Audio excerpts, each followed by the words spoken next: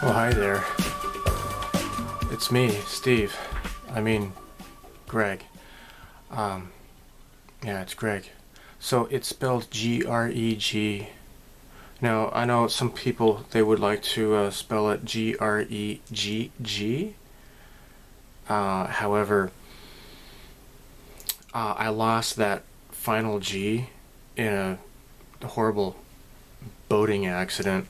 You see, I was very young at the time, and, well, you see, we were boating and things got out of hand, and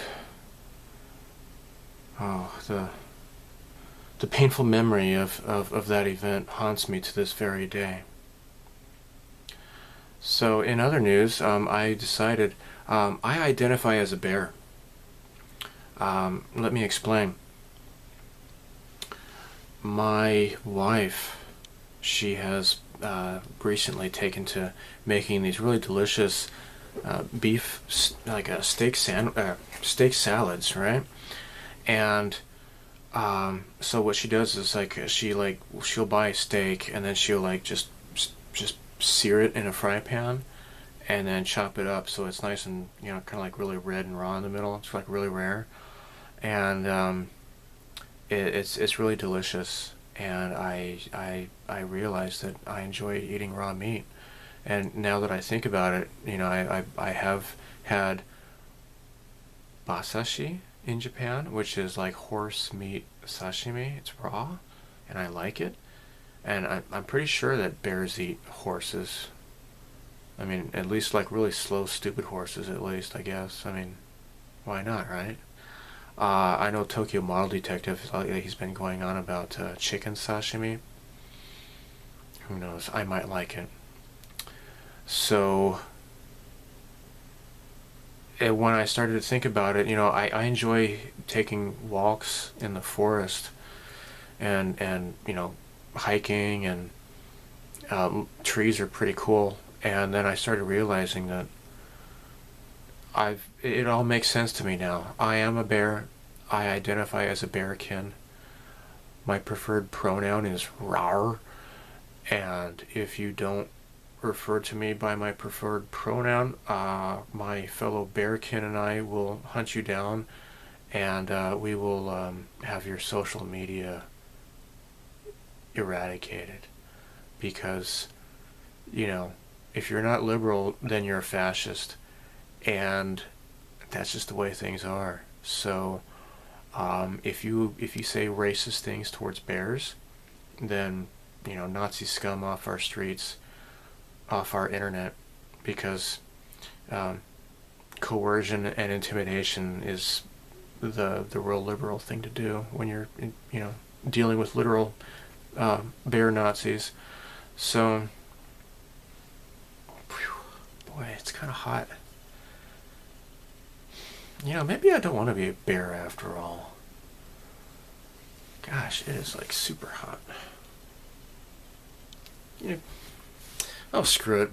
Bears are gay. What the hell? So it's October. It's Halloween. Spooky. That picture in the beginning, that was my daughter drew that picture, and it's really great. I drew one of the ghosts in that picture, and as you can see, it's like really scary and spooky, just like scary and spooky ghosts are in real life. I should know because I used to identify as a ghost. And then I realized I wasn't dead, so whatever, huh? Anyhow, since it's Halloween and such, let's switch things up. Let's just go straight to candy and chocolate. Chocolate.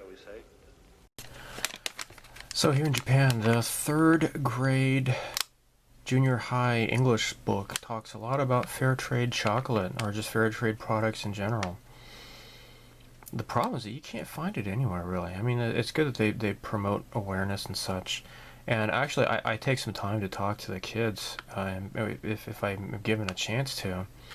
I don't really teach at junior highs very often, but I talk about, like, look, you kids get to go to school, right? until you're, you know, at least, what, 14 or whatever, right? Once they graduate junior high, then they're free to, because that's the end of compulsory education here in Japan. But I said the kids in Ghana, they're like, they don't go to school. They just like work, you know. They have bad farm tools, you know. They're cutting the cacao beans, and they got like machetes or whatever. They might even lose a finger and such. It's a pretty terrible life. I mean, they just work long hours, and they, you know, sundown, and they go home, and, you know, they work like, I don't know, like 14, 16 hours a day. I don't know. And so 7-Eleven here. It says 7 and I, but it's 7-Eleven. They got fair trade chocolate. So this is a 73% chocolate, which is great because I like dark chocolate.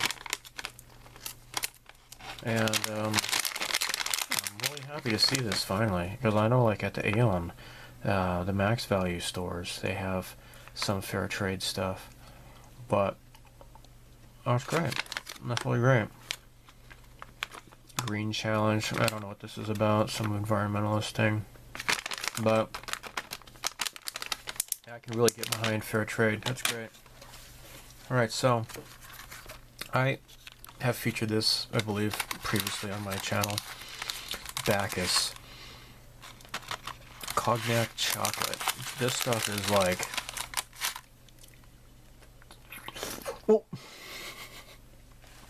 Oh, crap. So much for biting it in half and giving a demonstration. I just spilled it on. Good thing I'm wearing my hobby apron. But booze flavored chocolate. It's like a party in my mouth, and everyone's invited. Okay, so I just tried to open this up. I haven't opened it and even up yet. This is brandy, strawberry brandy. Now these are totally seasonal, right? Like once it starts getting cold, then they start to put these out on the shelves. So like starting in like October up until like, I don't know, April or so, you'll see this stuff. Alright, so oh, okay. Oh, this isn't as liquid. It's chocolate, strawberry flavor. So, like the, you know, winter. Well, it's a little bit early, but yeah. These are both by Lotte. So it says, you know, winter edition, but basically they start it in fall. Then they take it off the shelves in late spring. But this is great, actually. I mean, kind of like this stuff best. This would be even better if it was dark chocolate, you know, like this stuff. But anyhow, that's your chocolate fix for Halloween. Candy, candy, candy, I can't let you go. Blue Impulse. This is the Mitsubishi T4 Blue Impulse. No, I'm sorry, Kawasaki. Kawasaki. Kawasaki T4 trainer, right? Blue Impulse. It says right here, introducing historical facts in English.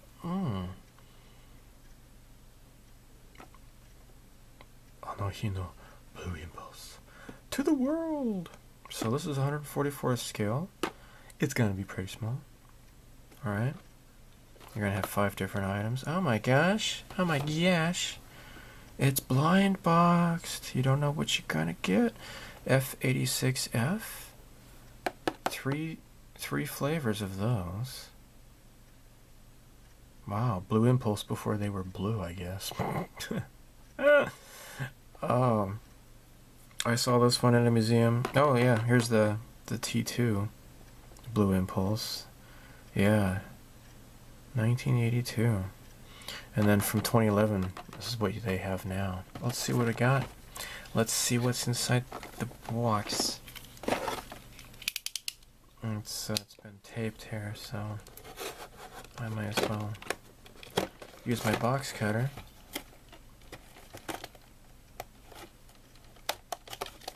Okay. Okay. No, it's that one. F86F. Well, okay. Okay. And it does have some decals and gum. Num num gum. Of course, this wouldn't be a candy model without gum. Ah. Mmm. Mmm.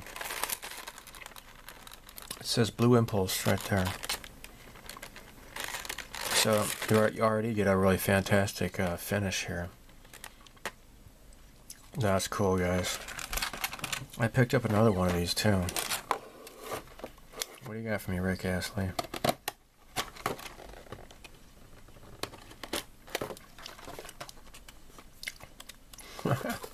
Together forever and ever together.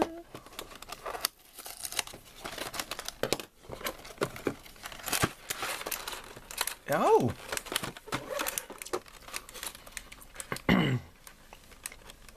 So I promised to get this for Jared. I was gonna get him one, Levels of Cloud 9, and dude, you got a cool one, guy. Have fun. Knock yourself out. This is for you. So yeah, pretty freaking swanky. Alright. Can't get enough of Phantoms.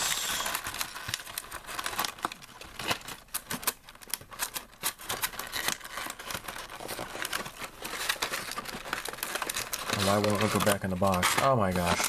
That would be why. Make sure to put the gum back in here. Don't want to cheat Jared out of the delicious bubble gum. Alright, there you go. So here's the finished result. Looks nice. I put down the decals. And I went ahead and did clear coat on top. So yeah, this is really great. This is really great. I kind of messed up on this side here, the 9. Got a little bit of glue on here, and I when I tried to wipe it away, it took off some of the 9 there, so it looks kind of crappy. But oh well. Oh well, I'll just display it from this angle here. And from a few months ago, remember this one here?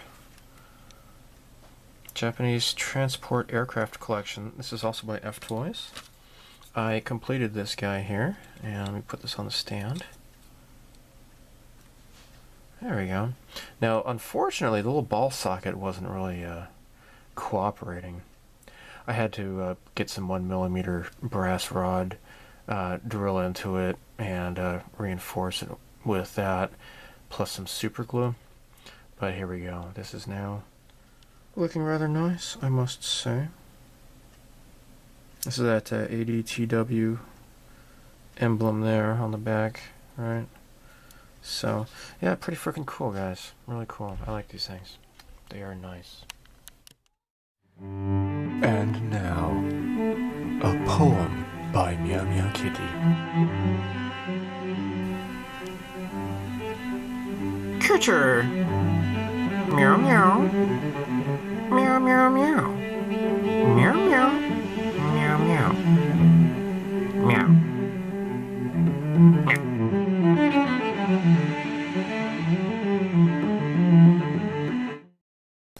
I'm gonna have to think of some sort of a clever bumper for this part of these updates here. For just general nerd crap. I was thinking about like that Nintendo 64, that kid, but it's just kind of really too silent, the audio on that. It's like a really old video. B, I never cared for the Nintendo 64. I thought it was kind of dumb. I thought the Rogue Squadron game looked kind of cool in it, and the Star Fox 64, but beyond that, like, what, Puyo Puyo, I already have that on other consoles, so whatever. Anyhow, I'll have to come up with something. If you have any suggestions, let me know. Alright, so I got these. Amazon Japan had these, and I really don't like Amazon, but I mean, that $10, okay? So I would expect, like, maybe not too much more expensive, but Yahoo Shopping had these, and they were like like the equivalent of $16 each, like 1,600 yen, and I'm like, it's a bit much. So I really don't like Amazon, but oh well, I just bought these two. So this is Demon Slayer. All right, now Kimetsu no Yaiba is a huge phenomenon here in Japan. Do do do do do phenomenon. That's I have to say that every time I say phenomenon. I just whatever. Okay, so this is huge. The little children in kindergarten and even elderly alike are just obsessed with this. It's really caught the country by storm here in Japan. A lot of stuff like Pokemon. It's like Pika Dika, Ooka Booka, boom boom boom, oops, Dika Dika, and then it's like, who's gonna watch that crap? I just the games are dumb, I think, in my opinion. The anime, I just couldn't, care less. This, however, has like a really compelling story. Okay, so, what's this boy's name? I even forget his name. His little sister, though, she, okay, it takes place in the Taisho era, which is like, preceding, the Showa era, which is like, the Showa emperors, World War II, etc., up until the late 80s, I think 1988. So this happens before that. For reference in anime, like the Taisho era is like Sakura Taisen, if you're familiar with that. Anyhow, this boy, his family, he comes, I guess he's working in the mountains, and he comes home. You know what, I'll just show you the pictures here. He comes home, and his family's been murdered by demons. And his sister alone is still alive. Tanjiro, that's his name, right? But yet, I guess she's been infected with like demon's blood or something or other. And yeah, his sister's name is Nezuko. So this is the grisly, gruesome scene he comes home to. And so he carries her to safety, but then she kind of wakes up and she's turning into a demon. But yet she's not like fully turned into a demon. So these demons, they basically just they murder people and they eat them. She's not fully a demon somehow though, because she still remembers her brother. And so this dude here, he helps her, and he pleads with her. He pleads with this guy to please don't kill my sister, right? And so I'm not really sure how it really works out. Maybe she's not like fully a demon or anything, but she actually they put like this bamboo in her mouth or whatever, so she doesn't bite people. But yet she becomes docile, but she will protect her brother. She doesn't speak apparently, but she will kill other demons though. She'll help her brother fight demons. So I guess the story is like he's on a quest to try to save his sister and turn her back into a full human being again, and it's a rather interesting, compelling story. It's pretty cool. There's a whole thing with these people who wear masks. It's kind of weird, but yeah. Anyhow, it's really interesting, and they just had like a movie that came out. It's just tremendously popular here in Japan. So they're up to like number 22 in the manga here in Japan. That just came out like in the beginning of October or so. And yeah, so I picked up these two here. So I might like it. I mean, I've watched some of the anime. Some of it's kind of difficult though, and my wife even admits that they use a lot of difficult words. Even for Japanese people, they use a lot of period language and such, which this is pretty cool. All right, so I mentioned this over the summer. I got this, okay, and I watched this. And I have the Ohmygosh release on DVD, and having freshly watched that, I really, at the time, last time I watched it, I was paying attention to the colors, right? Because the Hasegawa model kits had come out, and I was really paying attention. And I noticed like the Fighter 1 and Fighter 2, the colors are really washed out, and it just didn't look so good. However, this Blu-ray is just incredibly beautiful. It really looks Blu-ray. It is very, very nice. They totally restored it. They what's the word? Yeah, just they restored it, and they really worked it out, and looks really, really fantastic. I'm really glad I got this. Now I'm gonna have to get to the OVAs. So yeah, definitely get this. I also mentioned I got this. This is also has been enhanced for Blu-ray, and Ohmygosh put this out, and I got this for like a really cheap, actually. Now this isn't, of course, the special edition that you would get for the pre-order, if you were lucky enough to have paid the money right up front. This has all 8 OVAs on one Blu-ray, and yeah, so it looks pretty nice. The Crusher Joe is it's so crisp, it's so sharp looking. It's just this it's great, of course, but I want to like watch the original and like just like do back and forth, back to back, to see, just to compare the two. And yeah, but I did notice it does look a bit clearer, especially with like when they're showing the panoramic views of the city, like the Blade Runner type of visuals and such. So yeah, really cool. Now, a couple years ago, a coworker who no longer works in this town I live in, he gave me his Xbox 360. And I like the Call of Duty games he gave me. He also gave me, like, Street Fighter 4, I think it was. And since then I bought like Dead or Alive 4 and 5. I've got, I want to get the King of Fighters game on there. I got some other stuff. A lot of the games that he had, like he had Grand Theft Auto. It's like, don't care about that game really. What else did he have? He had like a tennis game. Don't care.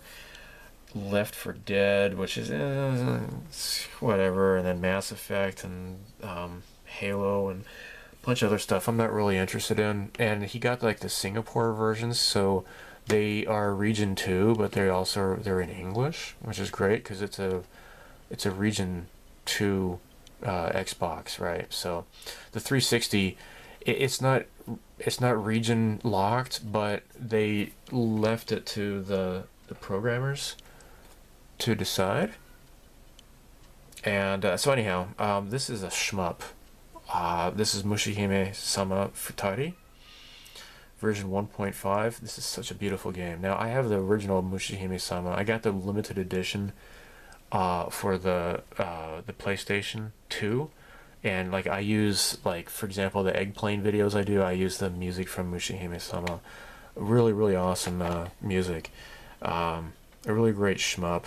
I'm finally getting these shmups, because after the Dreamcast, of course there are plenty of shmups on the PS2, but for the next generation after that, the 360 was where you were going to get the best shmups. And if you don't know, shmups are like the 2D shooters. Just like this game here, right? So, yeah, I finally got this. It's not too bad. I paid 4,000 yen for it at the bookstore. I got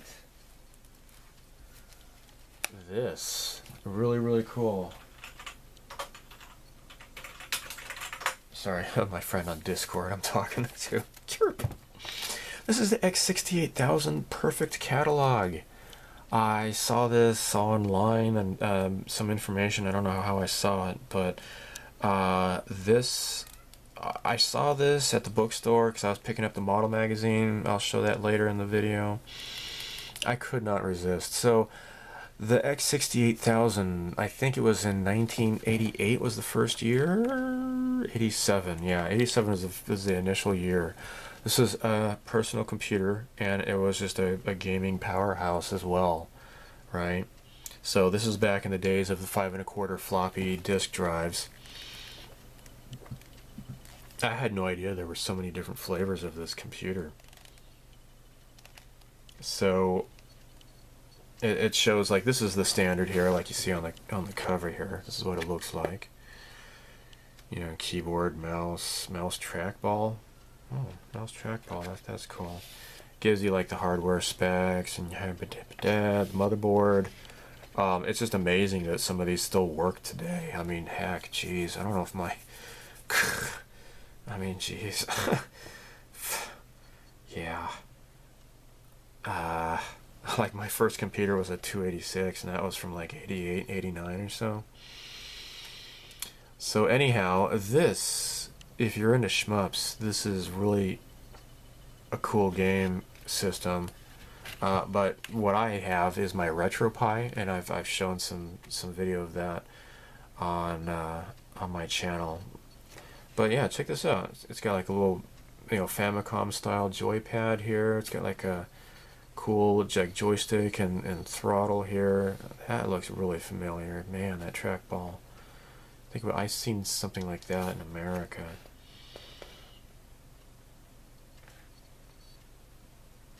Color image scanner, damn. Whoa, that's like almost $2,000, right? Dang, that was like big technology back then. So yeah, so this is like what the OS would look like, right? This is the Human 68K OS, which is the Hudson had done the OS for that. This stuff is so cool. I mean, it makes me feel nostalgic for memories I've never had, because I was in America, right? So I didn't grow up with this kind of stuff. But anyhow, this has some really fantastic games. Gradius. Just, I will, maybe I'm mistaken, but it seems arcade perfect. Xevious. Space Harrier. Really, really cool stuff, guys. Here's a Shanghai game here. See if I can do this without bending the thing. Look at that. Arkanoid 2, Revenge of Doe.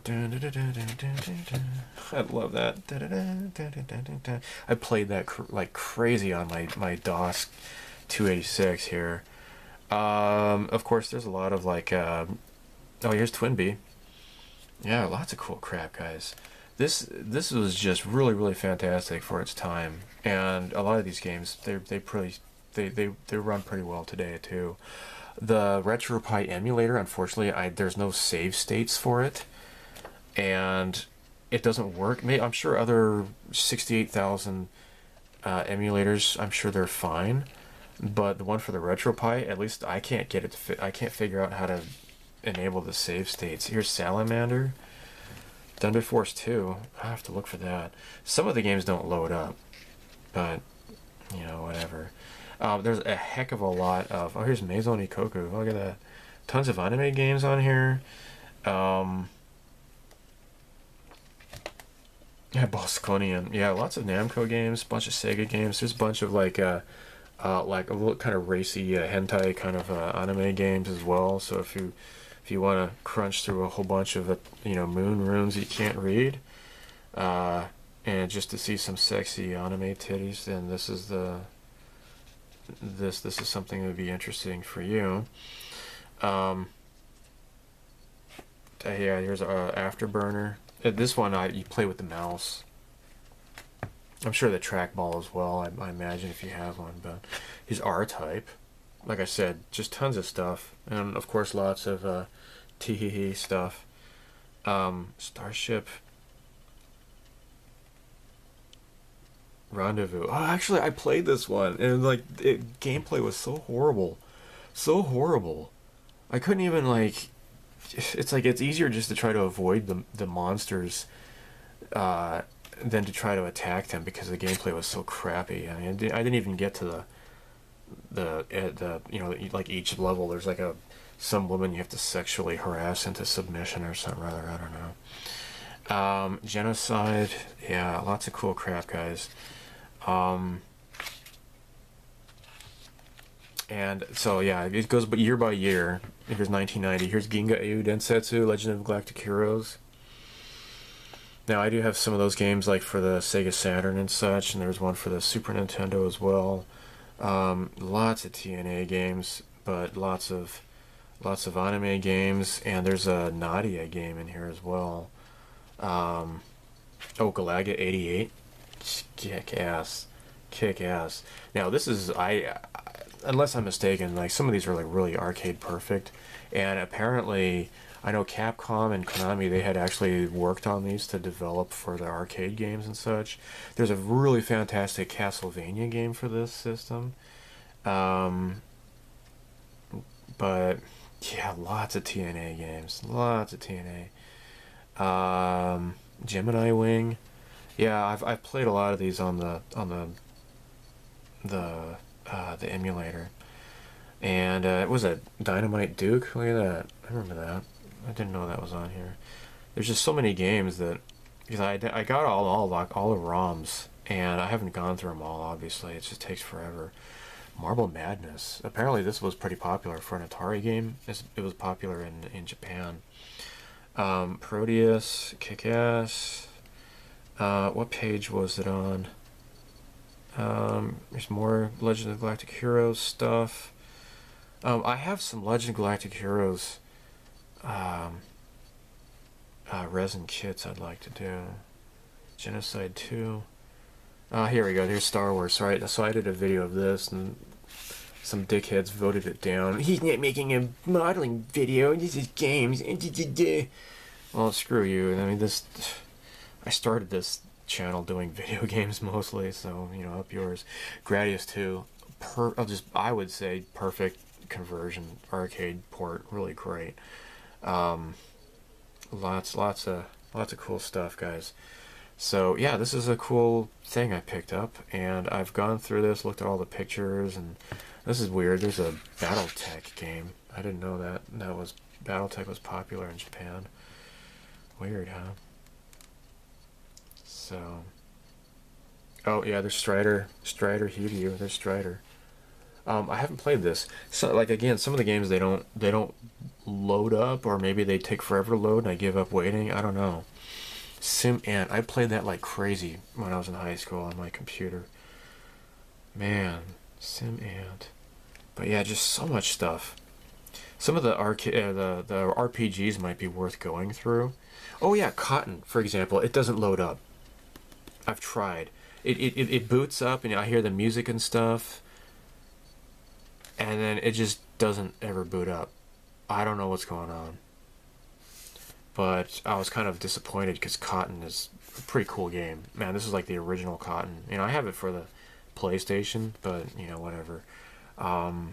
Speaking of which, apparently my friend Lou, he's like really into games. Like I said before, I kind of gave up. I mean, the 360 is like the newest one I have, and even then, that was because somebody gave it to me. Oh yeah, the Street Fighter. Street Fighter is cool. Anyhow, he said that there's a Cotton game coming out for the Switch, and it has like an arrangement version. There's Nemesis 90, which is like a different version of Gradius. Yeah, Street Fighter 2. So it's got an adapter here, so you can. I think it's the Mega Drive controller. Yeah, Mega Drive. Yeah, right there. You can plug in a Mega Drive controller, the 6-button Mega Drive controller to play. So, yeah, really cool. I would like to do more videos of this, but maybe I need to get like a HDMI monitor with like a video capture. I've seen some HDMI capture devices that are compatible with Linux. Maybe I might do that, and I can upload some videos of that kind of stuff. Because that Star Wars video I did, I happened to be home by myself, and I had the TV to myself, and I just feel weird recording myself playing games with my family in the room. It's just kind of weird when I'm talking about stuff. So anyhow, neat crap. Yeah, so I guess let's talk about models. I feel plastic. Hey, hey, hey. Alright, so you know I like to build soft vinyl kits, soft B kits. Now, I have used V-color paints, and this is meant only for soft B. It's not meant for anything else. I think it'll also work with PVC.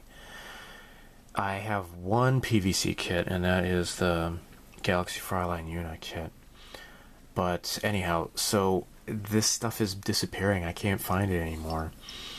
The V-color thinner, like it's become unobtainium. Now I have posted this on my my channel as an update. You know, like whatever you call them. I guess they're updates. Well, whatever. Let me hold on.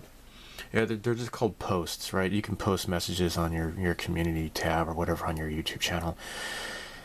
Anyhow, I'm set for now, but eventually I'll need more stuff, right? So Irisawa has been bought out by a company called HappyNet. Now their website still shows their V-color stuff. However, the stuff is it's being sold out and it's not being made anymore. Well, happy, I found out there is a company called Nagashima which has re-released well, not re-releasing, but it is now releasing this paint line under the name Sulfvi color. And for some reason though, they don't have this for sale on the hobby sites like Hobby Search or AmiAmi or Hobby Link Japan. Now, I did mention to, because I am friends with Brian, you know, you might know him from the Boss Builds videos on Hobby Link Japan. I emailed him and I told him about the Nagashima, and they're the ones who are making the soft B paint now. So I passed that along to him. Hopefully they'll have that in stock. Because there's one place I found, they sell like office supplies and like office furniture and like nuts and bolts and screws and stuff like that. It's not really for hobbies though. It's kind of weird. I mean, I guess I could create an account and buy stuff from them, but it would be nice if all of the retailers who used to sell V-color, if they could sell that stuff there instead. You know, sell the Nagashima soft V paint instead. But so far, nothing. So who knows what their purchasers do, if they're limited to whatever suppliers that they have or whatever. So apparently this HappyNet, they must have dropped the V-color, sold it off to somebody else, and having them make the paint instead. So incredibly, a month has gone by and I still haven't well, I mean, I guess I can't say I haven't done anything because I finished doing videos at least, but I guess since beginning of September I've been doing this two evening classes a night. Sorry, 2 evening classes a week, and I haven't had a lot of time at night to do a lot of modeling and such. It's mostly done on weekends is when I do that kind of stuff, and I've been busy on weekends. But anyhow, for my 3 Phantoms, I have attached the clear parts, the canopy, and I don't like how they have everything in segments. Like, this is a segment, this is a small segment, this is a segment, and this is a segment. I mean, it's cool if you're posing it open and such, but it would have been nicer if Hasegawa had just made just like one solid piece to go along here if you don't intend to have your canopy open. I don't know why they couldn't do that. But anyhow, I used micro crystal clear to get that done. So I'm going to be painting these guys black. And because the inside of the canopies are black anyways, so I guess that'll work out nicely, I suppose. And so yeah, these are going to be ready to go. Work in progress, not a whole lot. It's just, you know, just been completing stuff.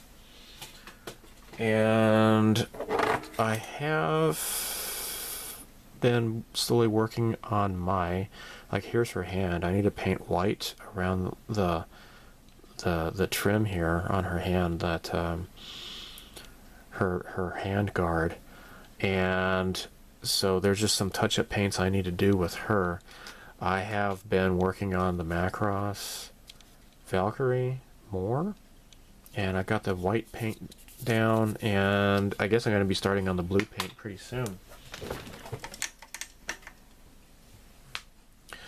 As for the Nadia resin kit, this is what I've done so far. Now, I primed her with the resin primer, and this is a flesh primer. And of course, she's not a Caucasian, you know, she has a darker complexion, but I did create a really great skin tone for her.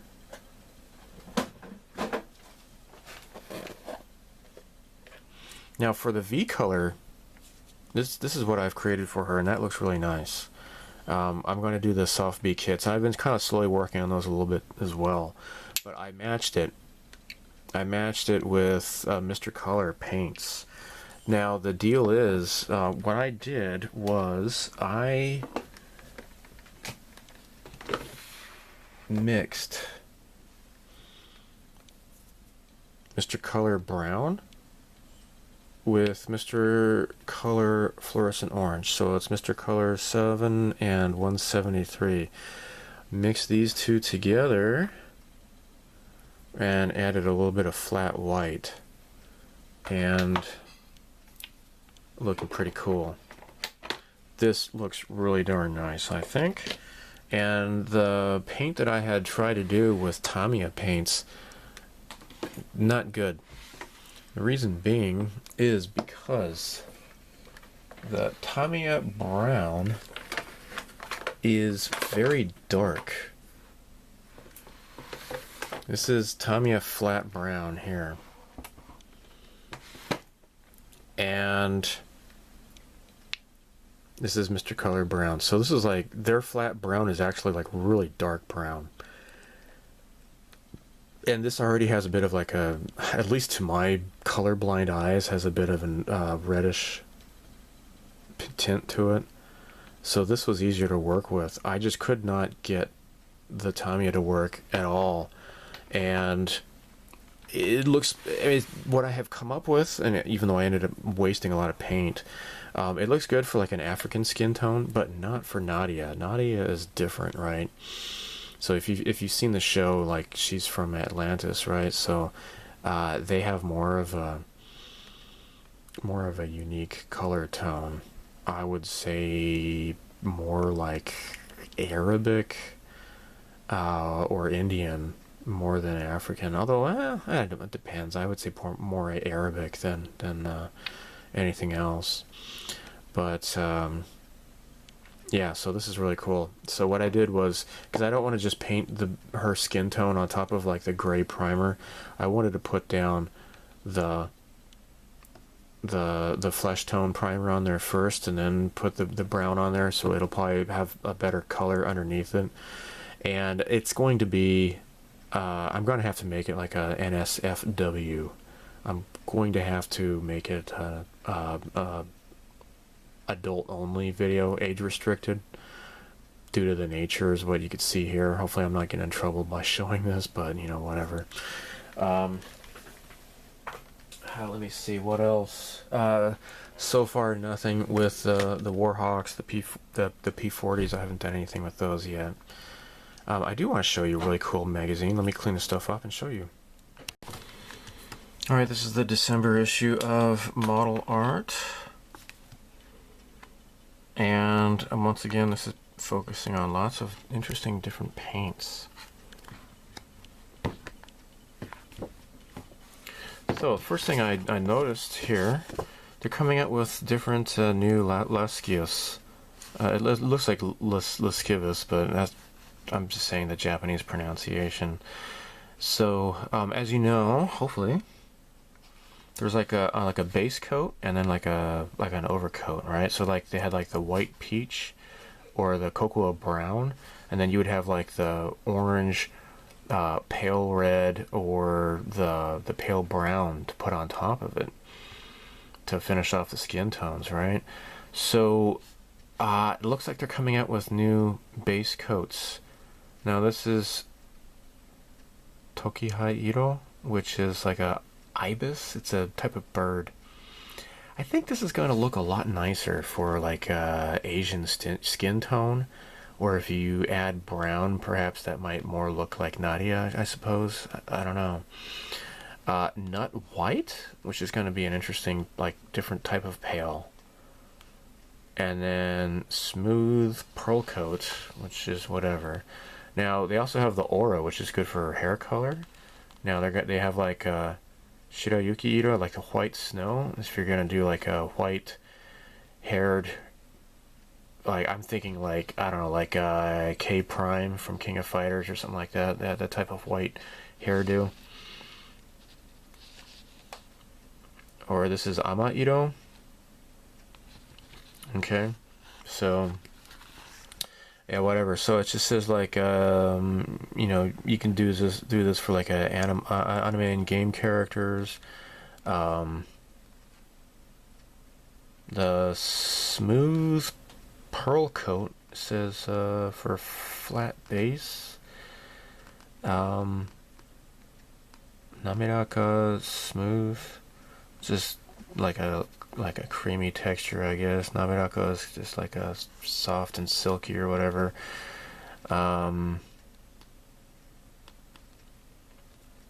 Yeah, kind of weird. Pearl, I don't know. I'd have to see it to demonstrate it, I guess. So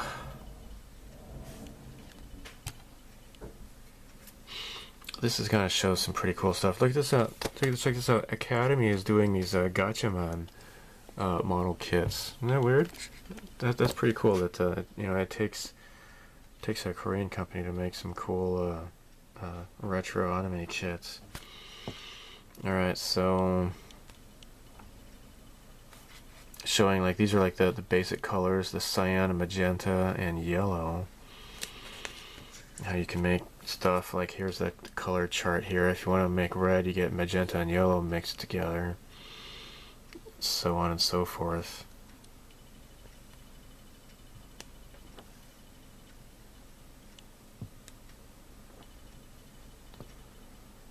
Doing different flesh tones and such. It's showing you different, like there's a compatibility table here. Sorry if I'm not getting this. Yeah. And here we go. So it's like different thinning out ratios: 30%, 50%, 70%. So it gives you Mr. Color, thinner, leveling thinner, rapid thinner, etc., etc. So like the rapid thinner, you use that on metallics and such. Yeah. So apparently they use this with just sky blue, and they use the yellow for mixing up the paints to make this really cool mint green color. And they got the little GSI Krios scale. Like I have this scale. They're using exact measurements and such. Now this is cool. So this is a Platts F15J Eagle here. And it's showing how you can just use different paints and just lighting them up and such. So here you got like Dark Ghost Gray. This is AK Interactive. You got the Vallejo. You have the Tamiya and Mr. Color. Differences is definitely visible. It gives the same FS number, but this is different interpretations of that FS number apparently. And yeah, different test spoons and blah blah blah. So here they're just showing like different ratios. So you use this paint with white and using them in different ratios, and that's where you get these different colors here. Like for example, Dark Ghost Gray 100%, and then here it is 50-50 with white. And the Dark Ghost Gray 80%, and the white is 20%. And this says the titanium silver, which looks so much better than just regular silver. I had been using silver on the builds and such because that's what the Hasegawa instructions call for, but from now on I'm going to use this titanium silver. It looks really nice, and I think it looks better than the acrylic, the Tamiya acrylic. So this is cool. I have this stuff actually. This is the replenishing agent. So when you think your paint is crap and you're going to throw it out, you drop this stuff up here and you can restore your paint. I may have shown that in a video, I don't know. So here are the different paints. Right, these are RAF colors, and this is like Mr. Color, and this is AK Real Color. And actually I kind of like this green better than that green, but you know, whatever.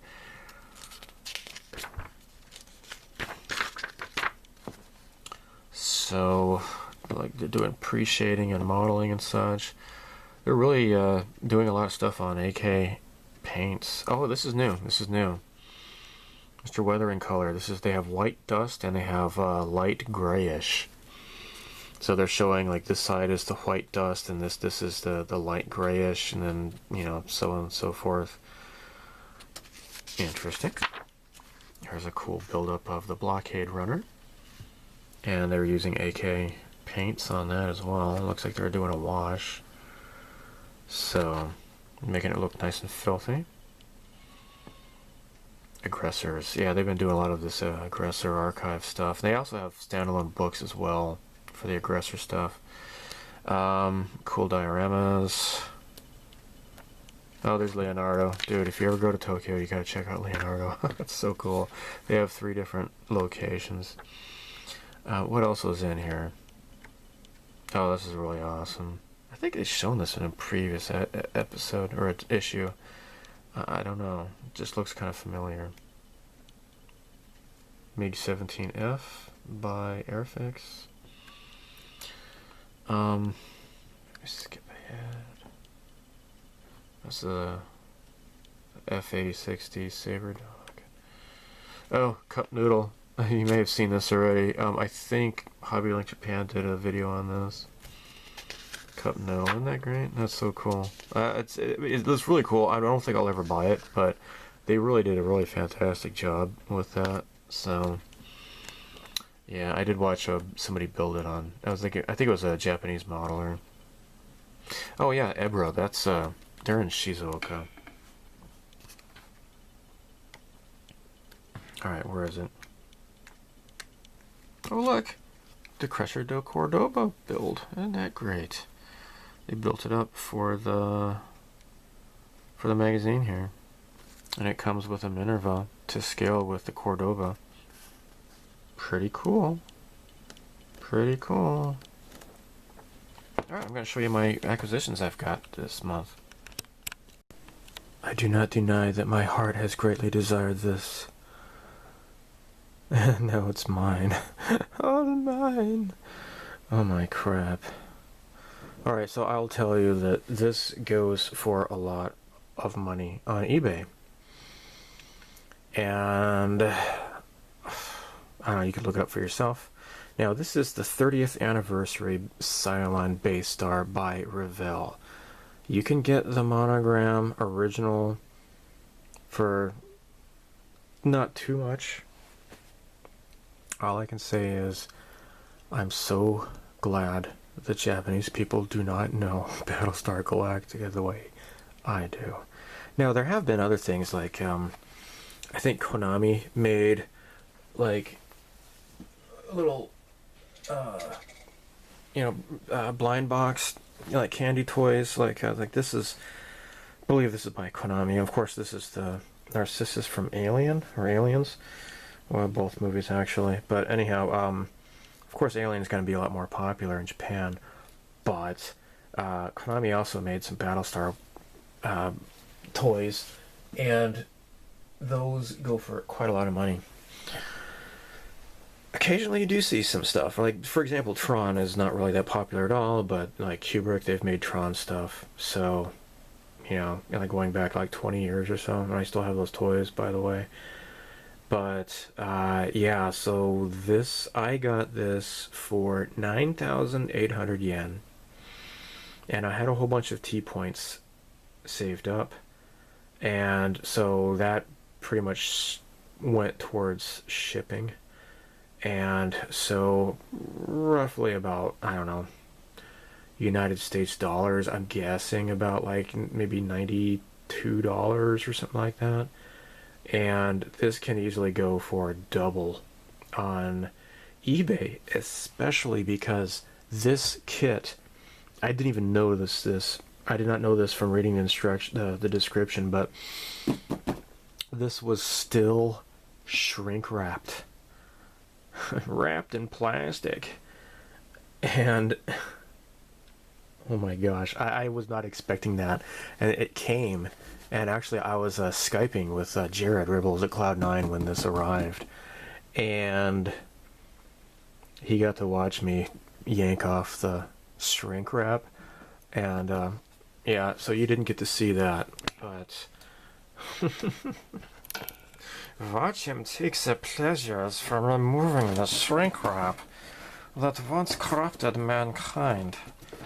Alright, now let's look around here. That is pretty freaking cool. Now,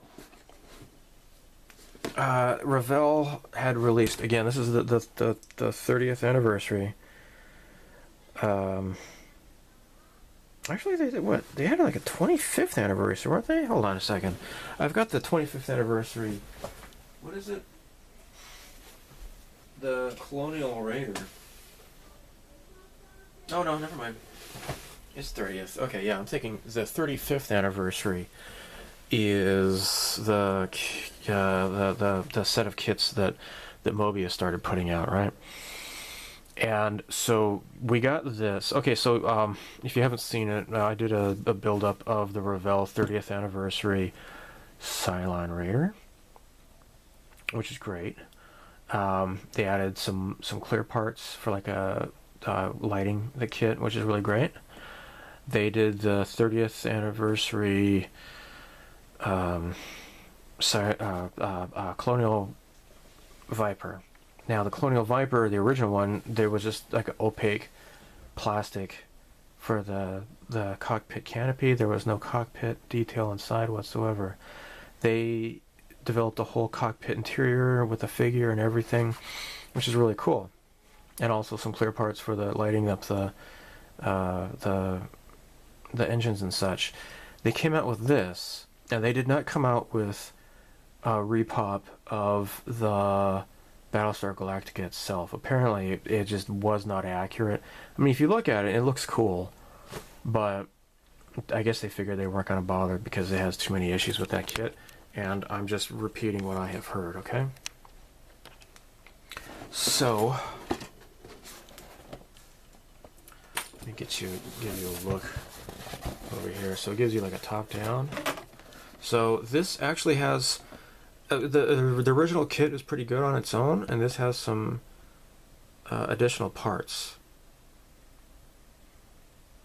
And I'm looking at the StarshipModeler.com review of this kit, and it lists. Actually, there's a mistake. It has like the same photo twice for the new sprues. So I'm pretty sure I know what they are, though. Alright, here we have the inside here. This is the display stand, and we'll see how well this holds this kit up or not. This is the same display stand as the other two kits. Alright, so unless I am mistaken, these two runners are the new parts here, I think. If you want to check out a great build video, you go ahead and look at Trickworks. Boyd did a really great build up of this, and he started lighting it with fibers, and I guess he kind of gave up on that and decided just to just to shine the lights through the holes and using LED tape. And check this out. You know, not only have I removed the shrink wrapped, but I'm actually opening up these parts here out of the bags. Oh my gosh. I could have made, like, considering this is a shrink wrapped kit, I could have easily made like twice the amount of what I paid for it. But whatever, I intend to keep this. So there. Yeah, so this is new. And I believe this is new as well. Pretty sure. So this is like the top and the bottom, and here's where the plugs into. Neat ass crap. I would assume this is the bottom, I guess? I don't know. So yeah, you're gonna drill holes along the inside of these trenches here, right? That would look pretty fantastic, I think. So C, this is D. Thank God they put the Revell copyright on the inside instead of on the outside. I had to file that down on the Cylon Raider. Probably they have it on the Colonial Viper too, I guess. I don't know. Oh my cow. This is so cool. Oh my gosh. I'm totally opening this up. And I don't care, because it's mine. Oh, mine. Yeah.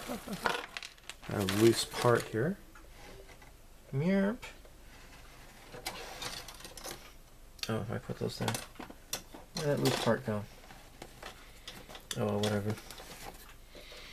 Here you have the Soul Water Slide Decal, and that's the Cylon Battlestar, and this is trash.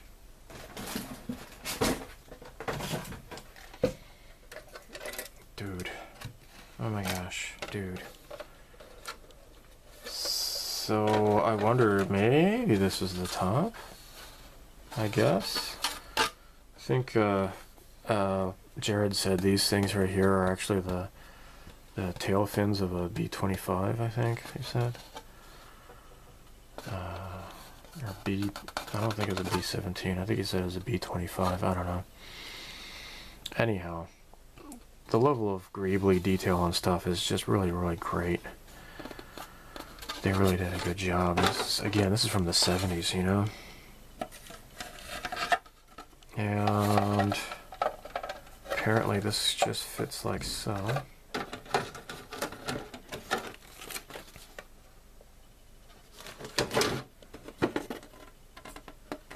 And then this goes on here. So they have like these little neat little locator tabs, so you know what you're doing. Yeah. There we go. Oh, there's that part I thought I lost in the box. It's right there. And here you go. Cool. Alright. Well, there you go. There's your first build right there. Look at this.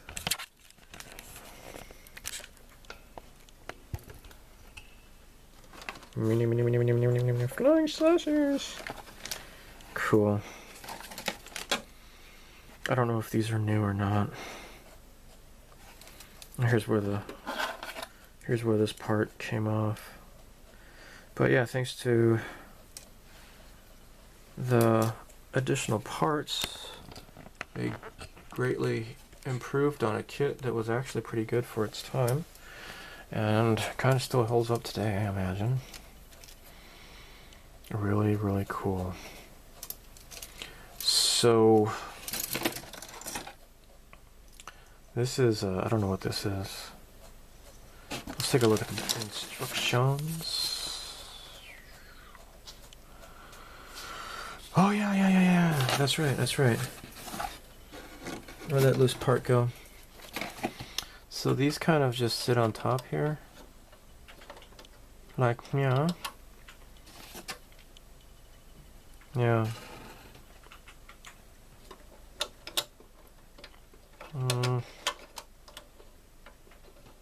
How do these go?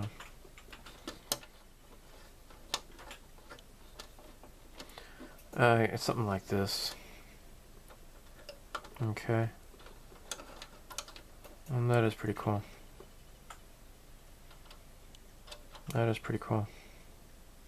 I wonder if you could, like, if you feed the fiber optics and have them bent properly, you can, like, fill this in here and have these things lit up as well, maybe. Just an idea. Now, like I said, Boyd, he elected not to use fibers, but I don't know. Alright, let's take a look here. And yeah, as you noticed on the box cover, it's got like this light blue design, which I do not remember from the show at all.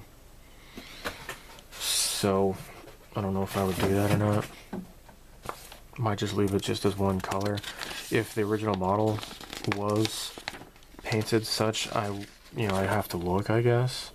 Launching Bay Bridge. Yeah, that's right. Yeah, it's like a bridge, and I guess these are launch bays or something in the hub. So yeah, Cylons know how to party. And again, I do not like the new Battlestar, the Sci-Fi Channel stuff at all. Don't care for it. Yeah, these are the new parts here. I remember reading about this. These are newly tooled, and apparently, like, there were just like no features on there whatsoever, right? Because they didn't have like slide mold technology back in the late 70s. So these are they just fit right in there. Fair enough, right? Cannon base, pulsar cannon. Oh my cow. Okay, well that's what that does. And that just goes on the... Oh, okay. Doesn't matter where it goes? I mean... like, stuff.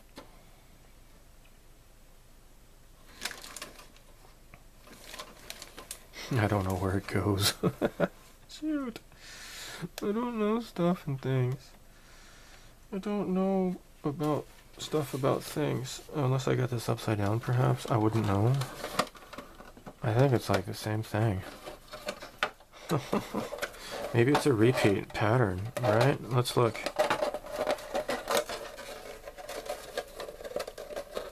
Oh. Pressure fit got the best of me. Okay, so we got A and B.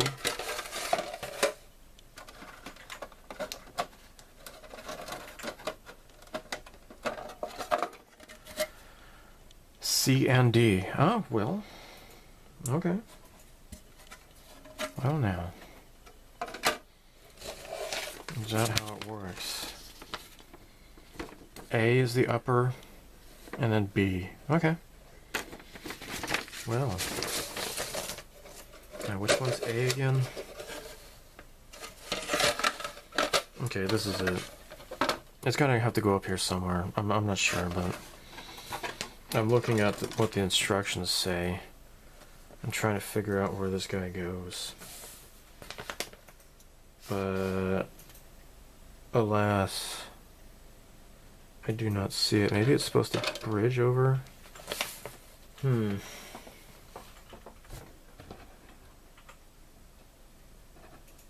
don't know. Anyhow, I need to get started, or restart my Mobius Galactica kit. What I want to do is work on electronics on that, do some timing chips. I'll get to that later. Launch bay port cover. You're doing this 10 times. Wow.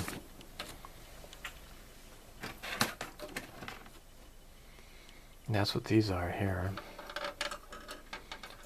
So that just fits on top. Okay. Okay. Now, if I remember right, hold on. Okay, yeah. So, these were just like, on the original kit. Again, the original kit's not bad, but this detail here is just there's nothing there. This will actually work to put it together. I think probably the best way to do it is just like have the LEDs and such, have the wiring and connectors, instead of trying to solder that, but who knows. Anyhow, I'm not sure what else I can ramble on about, but this is really, really cool. So there's the shroud, outer hull. Oh, okay, so we got 1, 2, 3, 4, 5. We got these shrouds that go on top here. And of course,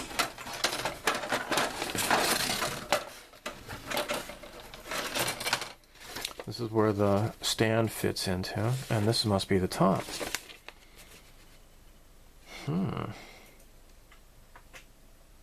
That is really cool. I'm so happy I got this. Really, really great. Okay, so I was looking at the instructions, and I was actually reading English this time because I am pretty silly, you know. Right, this is actually different. Okay, so it's easy to you know, assume that these are like copies of each other, and if you believe that, then you're stupid. And like I was, like up until about 10 minutes ago, I really wasn't convinced that they were identical, but I just didn't really notice the differences yet. Anyhow, this is the pulsar cannon, and this is like the new parts here. This thing, I guess it just goes anywhere, because like all of these are identical to each other. So there's this, and then there's this thing here that fits on top. Apparently this just goes on one of these areas here in the middle. So yeah, pick where you want it to go. It doesn't really matter. But again, this is so cool. This is like, as far as Grail kits go, the Lensman Britannia, I got that. The Buck Rogers Starfighter, got that. Vincent from the Black Hole, got that. The Babylon 5 Star Fury, got that. All these are like here in Japan, of course. And this is all the Nadia resin kit that I showed in the previous update. That was a Grail kit of mine, pretty much. And this one, I think I'm set as far as Grail kits go. There's nothing else that I really, really super duper wanted that are hard to find. This is so cool. It just really is awesome. So the Cylon base star is just really, really cool. And the base stars that they have in the new Battlestar Galactica from the Sci-Fi Channel, they look like hood ornaments. They look so dumb. They're just, the original Ralph McQuarrie stuff is the way to go. So new Battlestar Galactica, don't care for it at all. This is sure to be a collector's item sometime. This might even fetch a bunch of money, who knows. And this is the Tokyo 2020 limited edition Gundam model by, of course, Bandai, with the Olympic Games emblem. It comes with stickers, of course. And so it's basically just a repop of the standard Gundam kit. I don't think this is the Gundam Front Tokyo. I think it's just the standard kit, I believe. Here's your base there. You have to put the sticker on there. Tokyo 2020. It never happened. So I'm sure this is going to be someday a collector's item. And as such, I am not going to open this thing up. Wouldn't be prudent.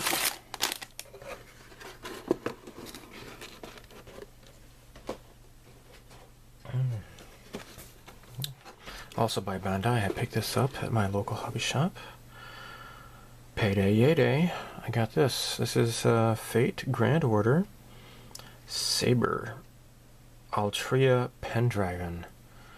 So this is Saber from Fate Stay Night, but she's been recycled as Altria Pendragon, but this is basically the same thing as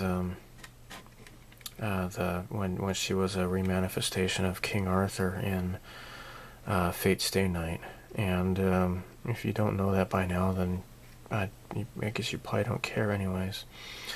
So yeah, so you can have her with that Santa Claus cloak there, or just the normal Saber as I know her. Let's take a look inside. Now this has these foil stickers here for the eyes, but it also has this as well. This is pretty cool. These are actually those marking seals or whatever they're called. So yeah, the silver parts are silver, the blue parts are blue. This could just be built up rather easily without painting and make it look nice. You know, I'm not going to bother with the crown. But yeah, that is pretty cool, I think. And so here are the instructions, and it gives you the paint here. It's in English too. Pretty interesting, huh? Information is current as of August 2020. Okay. Well, yeah, there is no Olympics. I guess we'll have to wait for the 2021 instead.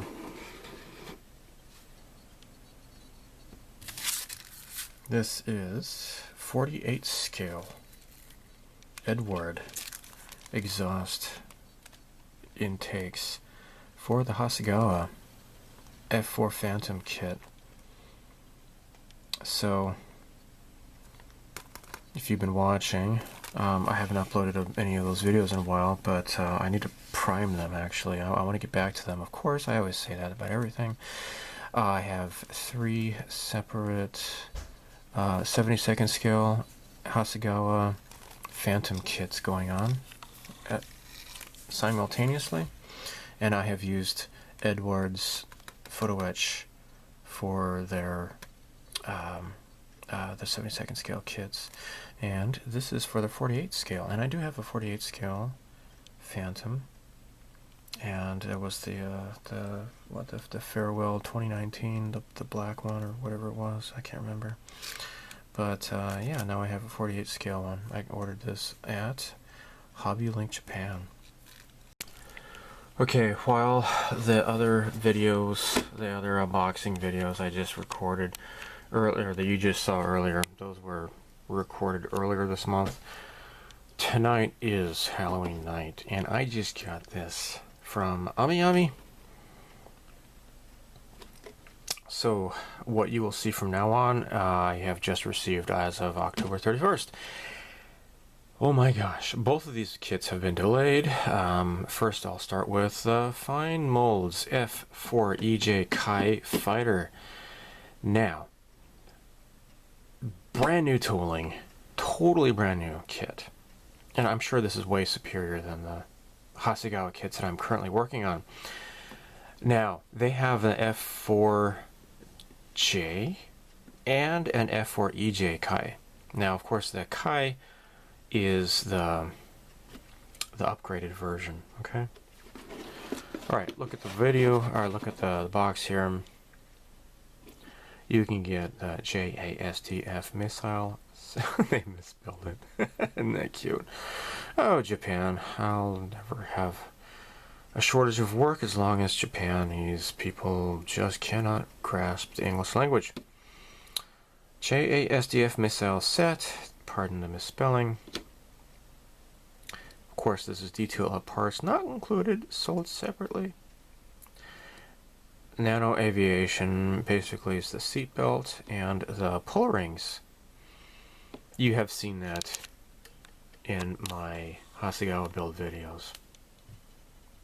If you haven't, then you suck. I kid. I know some people, they're like, this guy on YouTube, he says he doesn't like me. I'm gonna thumb his videos down. Whatever, alright? You really take the cake of being stupid, taking things seriously. Golly. Well, the pitot tube that we just saw, the set here. Now, I got this. So it comes with 2 different brass pitot tubes. Got a short and a long one. I'm not sure which one goes to the Kai and which one goes to the regular. I don't know. You tell me. Well, here we are. Fine molds. I'm opening these up for the very first time myself. So you get to see this perhaps for the first time as well as I. Okay? Alright. Phantoms are cool.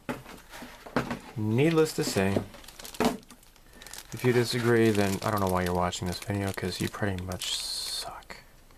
You're like, this guy on YouTube, he said I suck. I take everything seriously. I'm gonna vote his videos down. Shut up. I swear, some people are like, this video is not exactly as I expected it to be. I'm gonna thumb it down. Alright, well, check this out. It's got interior detail on the engine can nozzle here. That is great.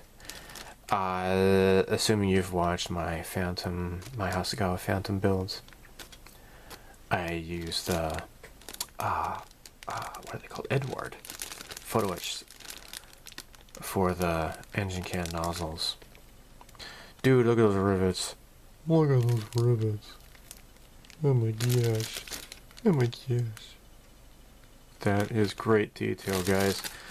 Screw it, I'm opening this up immediately. Oh my cow, guys. Oh my frickin' cow.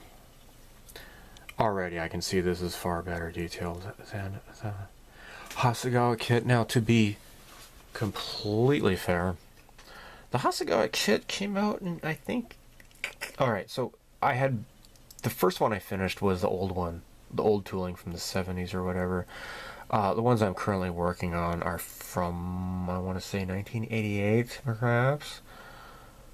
And that is great. Great detail, guys. That is fantastic. Hey, hey, hey, hey.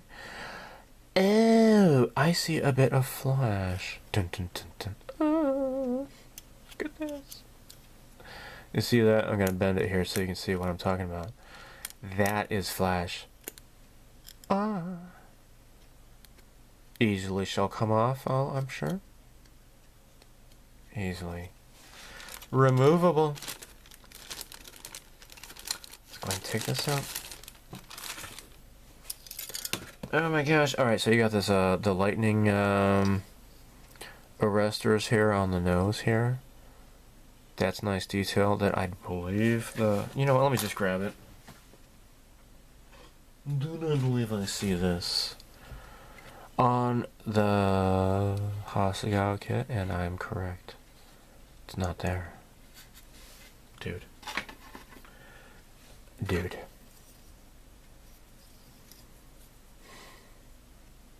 Now. Hey, now that's cool, guys. Check this out. You got the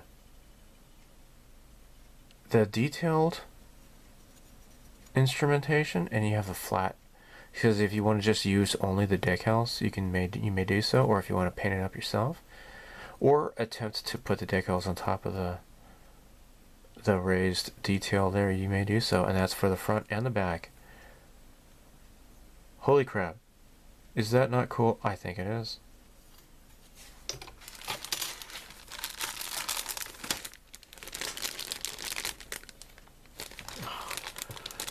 Now, what was I just complaining about earlier in this video?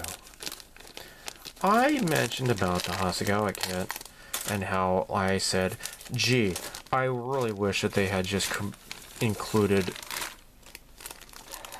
in the clear parts an uninterrupted version of the canopy. And look at this, so you have it segmented if you want to have it opened, or you have a full one right here. How cool is that? That is very cool. I'll just answer the question for you. That is really fantastic. Okay, that's great. Dude. Oh my gosh. Dude.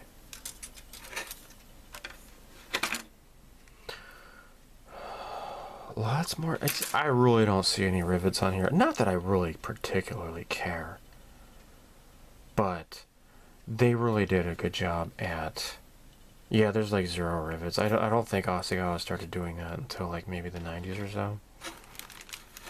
I'm not an expert, but there you have it. Now here's the missile racks. Of course, you'll have to buy the missiles separately. Something else I just saw. Dude, oh my gosh. Sorry, I burped. Big dinner tonight. Korean barbecue, yakiniku. I had a bit to drink tonight, but you know, that's okay. Turbines for the intakes. How freaking cool is that? Because you don't get them on the Hasegawa kit. Again, I'm not knocking Hasegawa. I mean, this is actually pretty nice.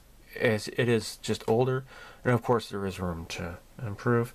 And I'm just saying that it would be really disappointing if Fine Molds had just not improved upon what Hasegawa has done. But pretty much that's impossible.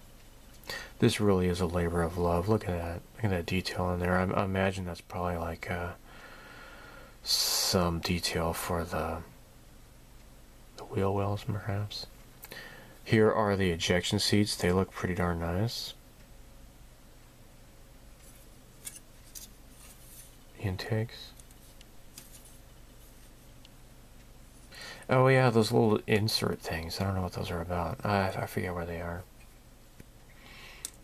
Yeah, I remember something rather about like there's some sort of detail on the inside of the intakes. That is nice, guys. Shit, look at that. Oh my cow. You feel it? You hear that? I feel it. You can hear it. Dude. Oh, my. That is such fine detail.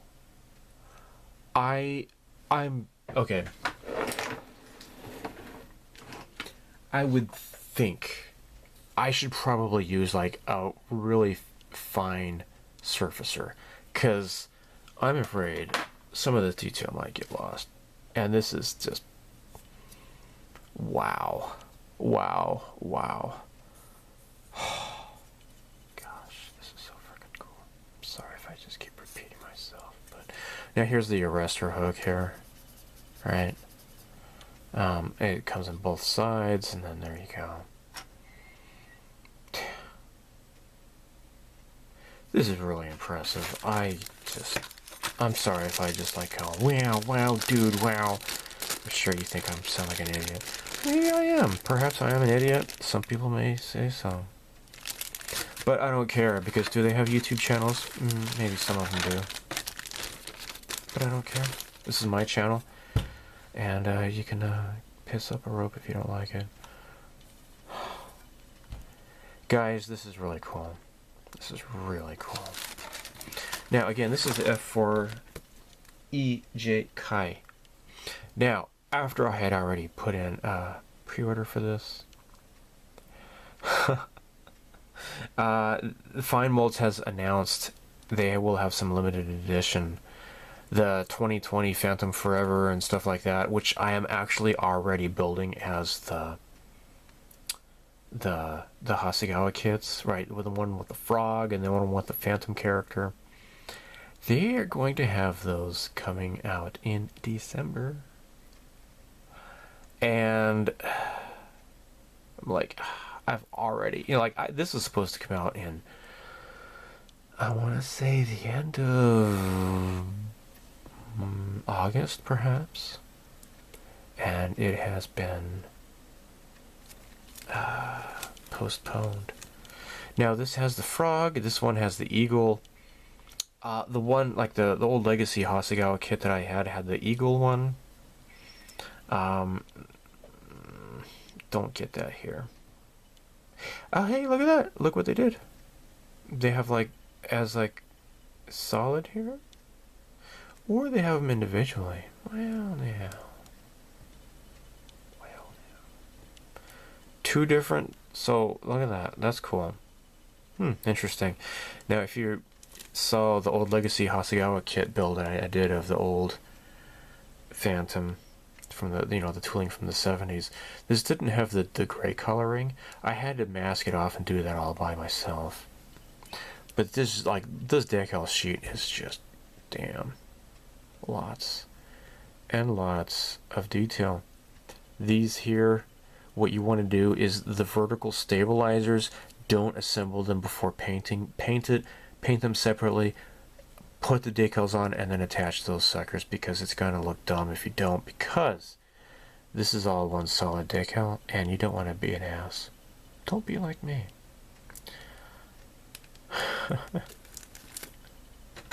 Because if I've taught you anything, at least I've taught you what not to do. As Jared used to say in his videos before he did the music and all that stuff. I kind of miss his old videos, but I'm sure some of you do too. Not bad. Although, you know what? Crap, dude. Look at that. Got some flash in there. Maybe it's not too bad to take care of.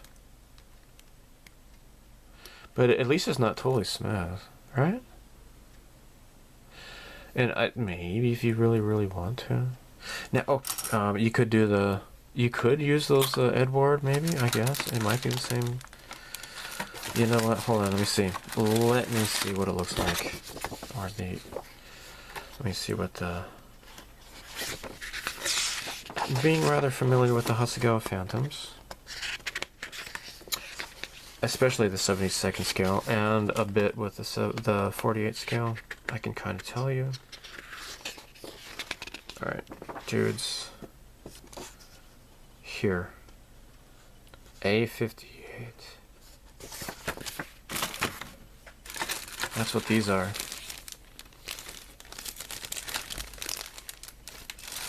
This might be really difficult to see on camera, even if I try to shine the light in there. Oh, they are pretty nicely detailed inside. Again, I mean, your miles may vary. I don't know if you can see that or not. Oh, I'll try to get as much light as I can in there. It's kind of hard to see on this little viewfinder on this camera. Got some dust on the video screen, but there you go. If you can't see it totally, then I'm so sorry, but, you know, buy it yourself if you don't like my videos. Seriously, I mean, like, again, I've said before, I don't care if people thumb down my videos, but I know that there are some people who rage watch my videos.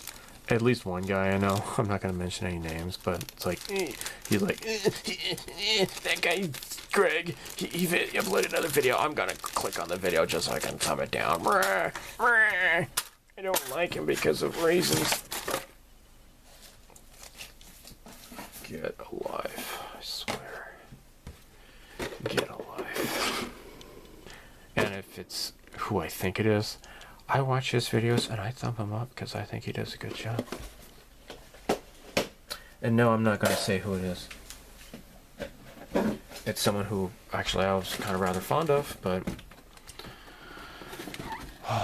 some people are just maybe not in a good point in their life, you know.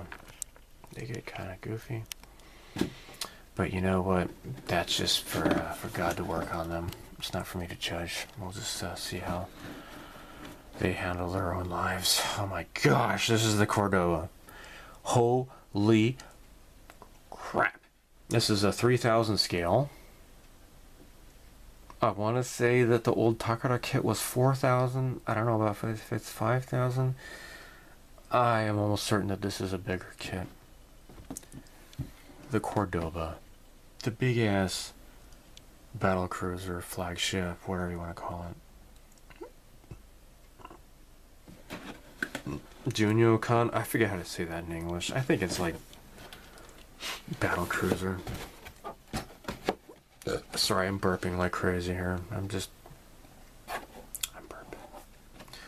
That's cool. We get a big ass thing here. I'm sure that's probably a sticker.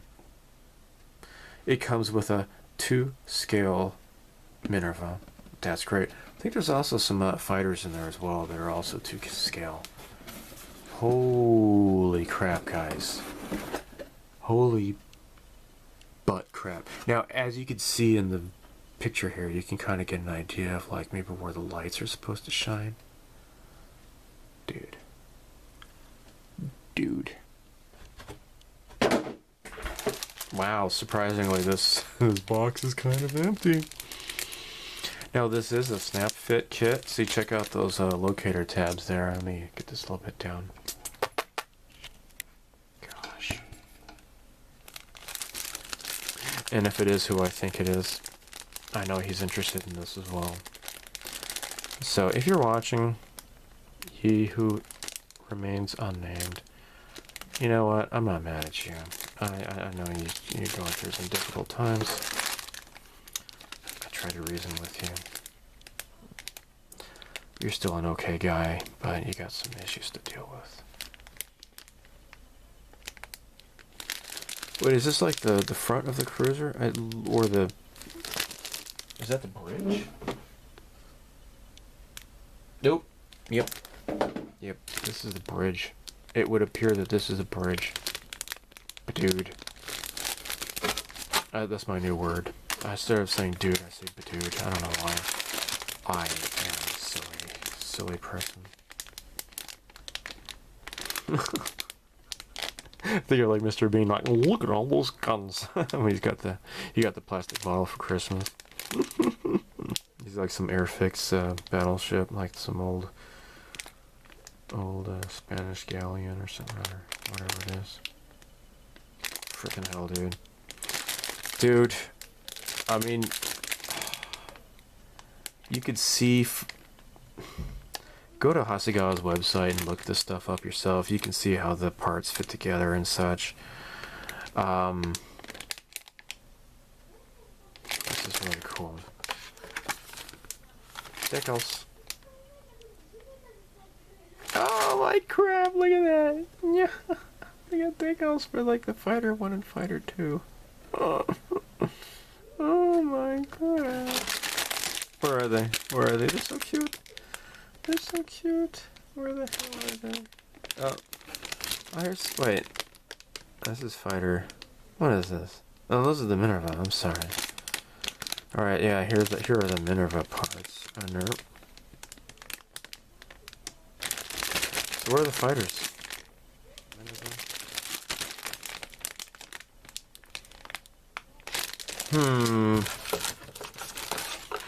Alright, let's look at the instructions.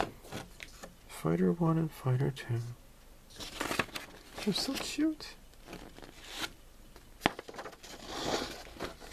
D21. Alright, where's the D-runner? Oh, look at that.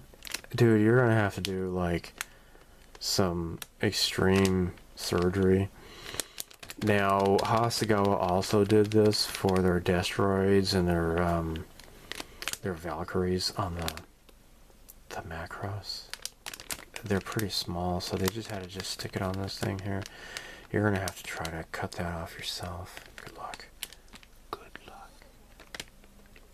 But you know what? At least they provided them. Those decals are gonna go down there pretty easily, I imagine. Gosh. Alright, this is cool.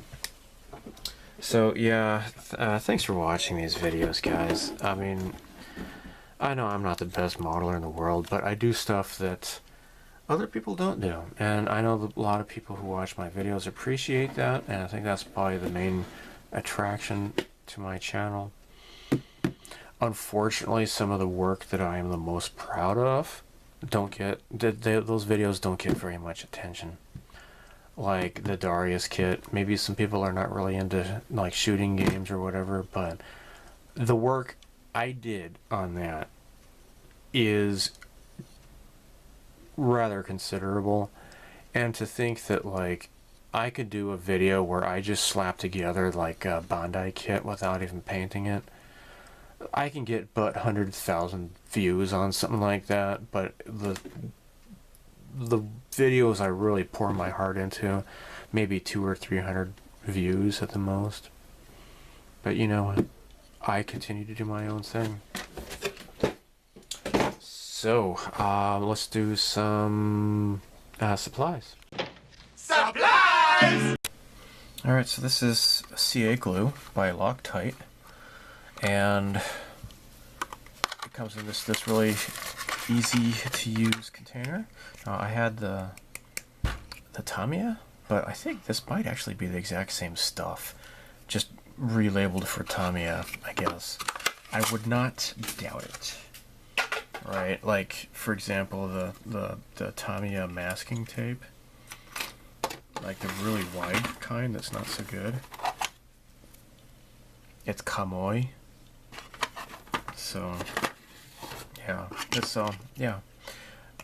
It was just getting like really really viscous, and so I had to throw it out. No thanks. Okay, so I have shown this already on my channel. I was using this Starbright iron. I used this for the Darius build, and I really love this sparkly. Yeah, it looks darker than this actually, but just really awesome looking. Like a metallic gray, just like really shiny though. It looks really beautiful. Well, so this was Starbright iron. I got Starbright silver, which is like, oh my gosh, look at that. That is just blindingly shiny, almost. It looks fantastic, guys. It really does. Looks really great. And I need to totally shake it up though. Alright, lastly, this is clear white. And I do have use for this. And it's like, it's clear, but it's also white. And I do have use for that.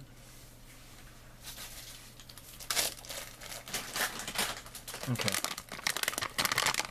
This is Neko no Te. Neko no Me, actually, clip.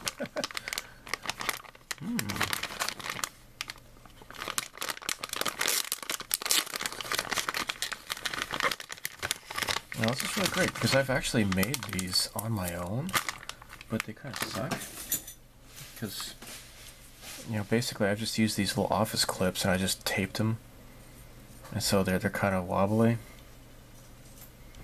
But this is a lot more solid. Look at that. That's great. That's super duper great.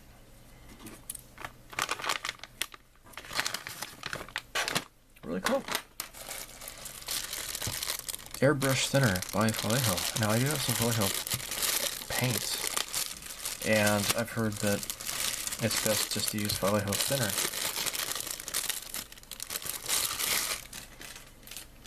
So, yeah, I finally got some. Don't really have a whole lot of Vallejo paints. I have some of the pre-thinned stuff for airbrushing, but I can use this on the Vallejo paints, and I believe also the MIG paints too. I think. I do think so. Alright, this is MIG. Let me know, is this compatible with each other? Please let me know. Academy is re-releasing their 48 scale MiG-29 Slovak Air Force with digital camouflage. Now there was a other company that named Colpro. I'm not sure where they're from, somewhere. I think they were Czech, perhaps? Anyhow, they are kaput, I think. I really can't remember. Anyhow, that was in 72nd scale. Academy has a 48 scale MiG, and they had released this in the past, and it is being re-released in December. I have a reservation to get this. Right, this month I would like to direct your attention to a YouTube modeling channel called Korokke. I guess this is Korokke Saisai. Yeah, it's not a kanji I'm familiar with. I just ran a translation on it. Anyhow, this guy, he does all of his figures are, from what I have seen, they're all scratch built, and he uses like clay that he's bought at like a 100 yen shop, like Daiso and such. Fantastic builds. He just uses clay and like some wire and such. Just check out his videos. If I forget to include a link down below in the the video description, please let me know and I'll post it. So for the month of October, I am borrowing some stupid comments from Rebels at Cloud9's channel. He said, yeah, sure, be my guest. So, okay, so he did a video on this upcoming Star Trek cartoon, which is kind of set in the next generation. It's just, you know, that timeline, but it's just, it looks so dumb. I mean, even for a cartoon, it's not even funny. Right? If the trailer for the show is supposed to be really like selling you on how funny it is and how cool it is to get you excited, it did not do its job. So he did a reaction video about how stupid it is. And so this guy, Andrew Gray, said, so if you dislike it, just don't watch it. Why allow it to get you upset? It's just a cartoon. As for who it's for, well, I guess not you. As for she can't even fire a phaser like that, really? Are you going to take this so seriously? Time to get a life. Now, the title of the video was like a hopeless nerd reacts to this Star Trek cartoon or whatever. So it already has like a self-deprecating title, right? So he's totally admitting that he's a nerd or whatever. And so this guy says, time to get a life. As regards if I had kids, well, now come on, we all know that's not likely. Stick to model building, you're really good at that. What a complete asshole. Complete asshole. And we all know that's not likely. Why? Because he's wearing a Starfleet uniform? I mean, who doesn't have a Starfleet uniform? The guy's a total idiot. So Steve Watts, he says, I think I found Ryan Johnson's ghost account. Yeah. How dare you criticize things on the internet? Vasily, this is awesome. And this is just his opinion. Why are you so upset? Why do you feel you can have your say and he cannot have his? So your comment is ironic at best or hypocritical at worst. You choose. Either way, I will still think you are a bit of a prick. And so I chimed in. I said, stick to modeling. So I guess we should just stop calling this YouTube and from now on call it Andrew GrayTube. Because you get to stipulate what others ought to do with their channels. You really take the dick cake for the day. And the title of the video starts with Sad Loser Nerd. So it's already self-deprecating enough without your insults. So the guy responds, and like I didn't even notice it. I did not get any sort of a thing about it, right? So Andrew Gray, he says, fair point. We are all entitled to our opinions, and I have enjoyed the content provided in this channel in the past. In this case, however, Rebels of Cloud9 seems to be getting genuinely upset over a TV production, which he could simply ignore. Well, how about you just ignore his video then, right? Why do you have to do this? He seems to feel that Star Trek is ruined in its entirety, where it might be better to simply ignore this latest incarnation and continue to appreciate the elements he has always enjoyed. Well, there's not a whole lot of these elements left that hasn't been desecrated. Idiot. Star Trek is... oh god. Between Star Trek and Star Wars, just forget it. I did not really intend to suggest that he should not express his opinion, and my choice of phrasing may have been harsh and unkind. For that, I apologize. Now, remember this word, apologize, okay? So, I didn't get this, the notification, so I responded. Upon seeing a video criticizing a dumb cartoon by Rebels of Cloud9, Andrew Gray could have chosen to simply ignore the video and continue to appreciate his other videos. Instead, he exposes his ridiculous hypocrisy and lack of self-awareness and offers a half-assed passive-aggressive apology. There's the word again, apology, right? Because, well, did he say up above? For that, I apologize. Okay? So he responds, another one? Wow. Yes, I could have just ignored the submission, But that's what the comment facility is for. Well, isn't that what YouTube is for? Is to make your own comments on stuff, to upload your own content. He still doesn't get it. This dumb, stupid butt puppet still doesn't understand this. Similarly, you didn't need to reply to my submission, and yet here we are. Don't think that I agree with your comment about passive aggression. So it looks like you heard a grown-up using the expression and wanted to sound less like a twat. Perhaps you should accept that none of this really matters, and I couldn't care less about your opinion in the same way that my comments can be similarly ignored. I would suggest you do so, as I can't be bothered replying again the next time you just want to be all outraged. So I said your inability to just straight up apologize without making further digs is a perfect example of what is known as passive aggression, derp. On my channel, I instantly block commenters like you, but not before I've taken a screenshot to share such stupidity with others. People rather enjoy a good laugh at dingus commenters because trolls and hypocrites are utterly loathed. Insulting others' looks and self-owning comments is a goldmine of contempt. So really, I don't know what he's going on about. How, oh, it's obviously you don't have children. Why? I mean, so, like, Jared, my friend, it's not like he's ugly or anything. So what, is this guy, like, you know, making digs at him for being overweight? Well, I've seen plenty of overweight people with kids, my parents included, right? So what the hell? I really don't get what he was getting at. Don't recall commenting on anyone's looks. Don't see how that would be relevant. So, no, not sure where you got that from. As regards, can't apologize without... Wasn't apologizing for anything. Just expressed my contempt for you. Dude, you did apologize. You just don't remember. Can't be bothered reading your self-absorbed BS anymore. So I am sure you will reply, because your ego won't let you shut up. I don't think I'll bother reading any more from you. I've taken the high road after I have insulted and denigrated people and demanded what they should do and should not do with their YouTube channels. So I gave him, like, direct quotes. You spew crap and you don't even know what you wrote. It's not my ego. I'm sticking up for a friend. Oh my gosh, what a dingus.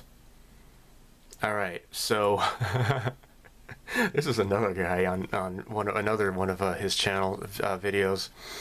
This was the X-Wing. I think it was the 1/44th scale X-Wing he did. Solaris Moon. Damn it! I'm not the kind to brag, but after seeing so many of these painted with the wrong scheme and weathering, maybe I should make a tutorial since I have proper reference for this bird. Yeah, like, he's the only one who knows how to use Modeler's Magic and look up studio props.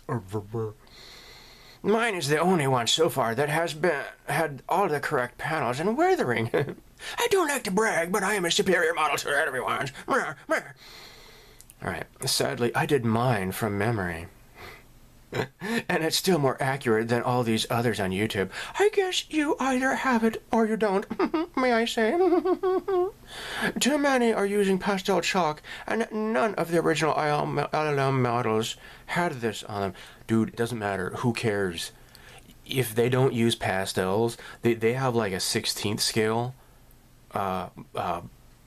prop for the movie, and you're dealing with 1/44 scale. How can you properly achieve similar weathering? You know, if chalk enables you to do it, fine. It doesn't matter. Does not matter.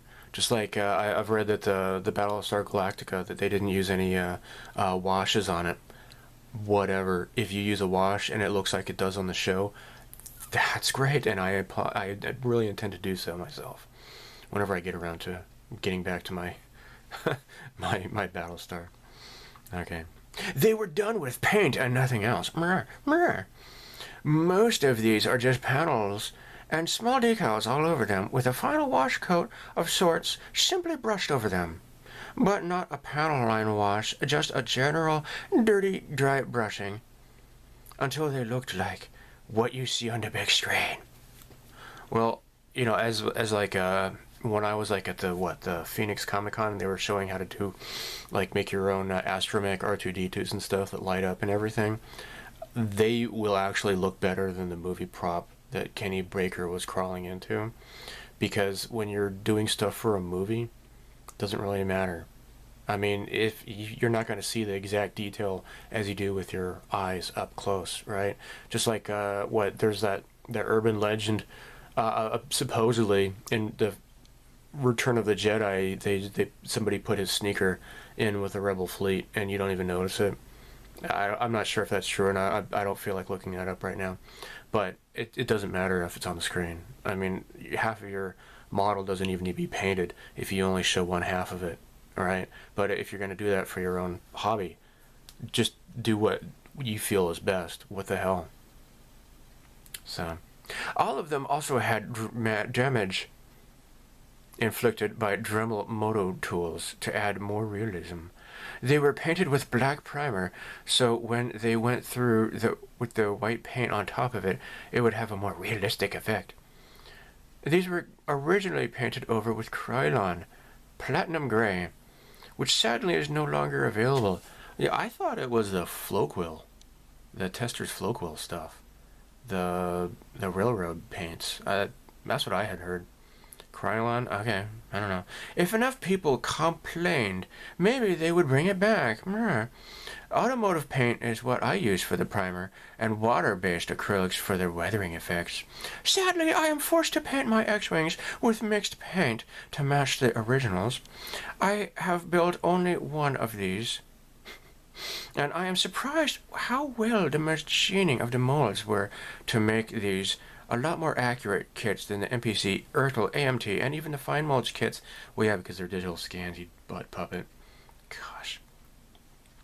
Easy way to put together, but sadly the version that I got was the 144th and the 172nd scale kit together.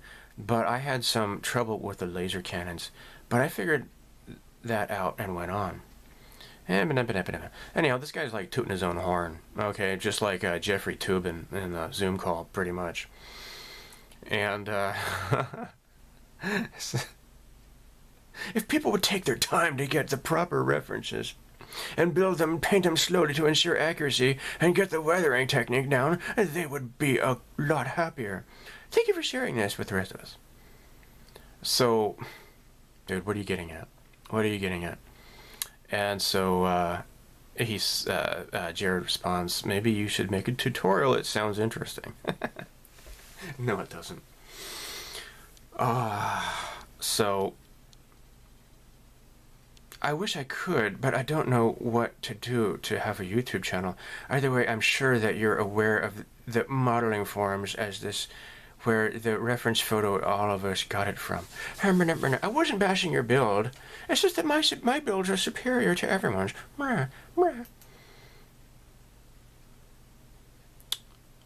So I responded, well, the most important thing in order to have a YouTube channel is the ability to convey one's opinions and experiences without coming across as a totally condescending, pretentious, supercilious blowhard. Good luck in your endeavor to overcome your patronizing propensity. Stupid. Here's another one on his channel. Gosh, he's been getting a lot of idiots lately. Captain Nostromo. This is a horrible, bad model. This is on his the bomber he had recently uploaded. Panel lines are a bit too deep. Clear parts are too thick. Do not build this model. The Airfix one is far better. The old Academy B-17, mrah. Scope Dog says, bit of a dickhead comment to leave on a guy's video, don't you think? Oh wait, you're a random internet guy with no content of your own. Big surprise there. Nice. You'll see that I thumbed that up. And so I didn't complain about the build. The kit is really bad. And says, oh, by the way, there is no content on your channel. A troll with a very little brain. So Scope Dog says, oh, you got me. I digress. You don't like the Revell B-17, fine, that's your thing, and nobody cares. But it's cool to leave that kind of comment on a video where the creator just built it. Alright, it's not cool. Surely your great intellect can grasp that, no?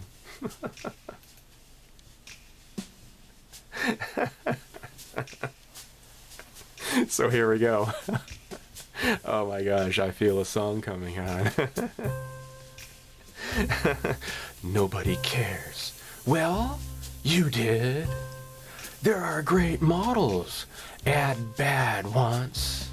I have subscribed to his channel for many years, and yes, it is one of my favorites. You read the comments like the devil reads the Bible. That Revell kit is a bad representation of a B-17. Hopefully you will build it, and then you will discover how bad it is. Do you got a hole in your head? Can't you see? Those panel lines are too deep and wide. Scale it down. It is like you can put your fingers in between those panel lines. I can accept you are a beginner, but a true modeler wouldn't waste time on such a bad kit. Yeah, dig it. Hey, there's a hole in my sock. I found a dead spider on the floor. Cool, man.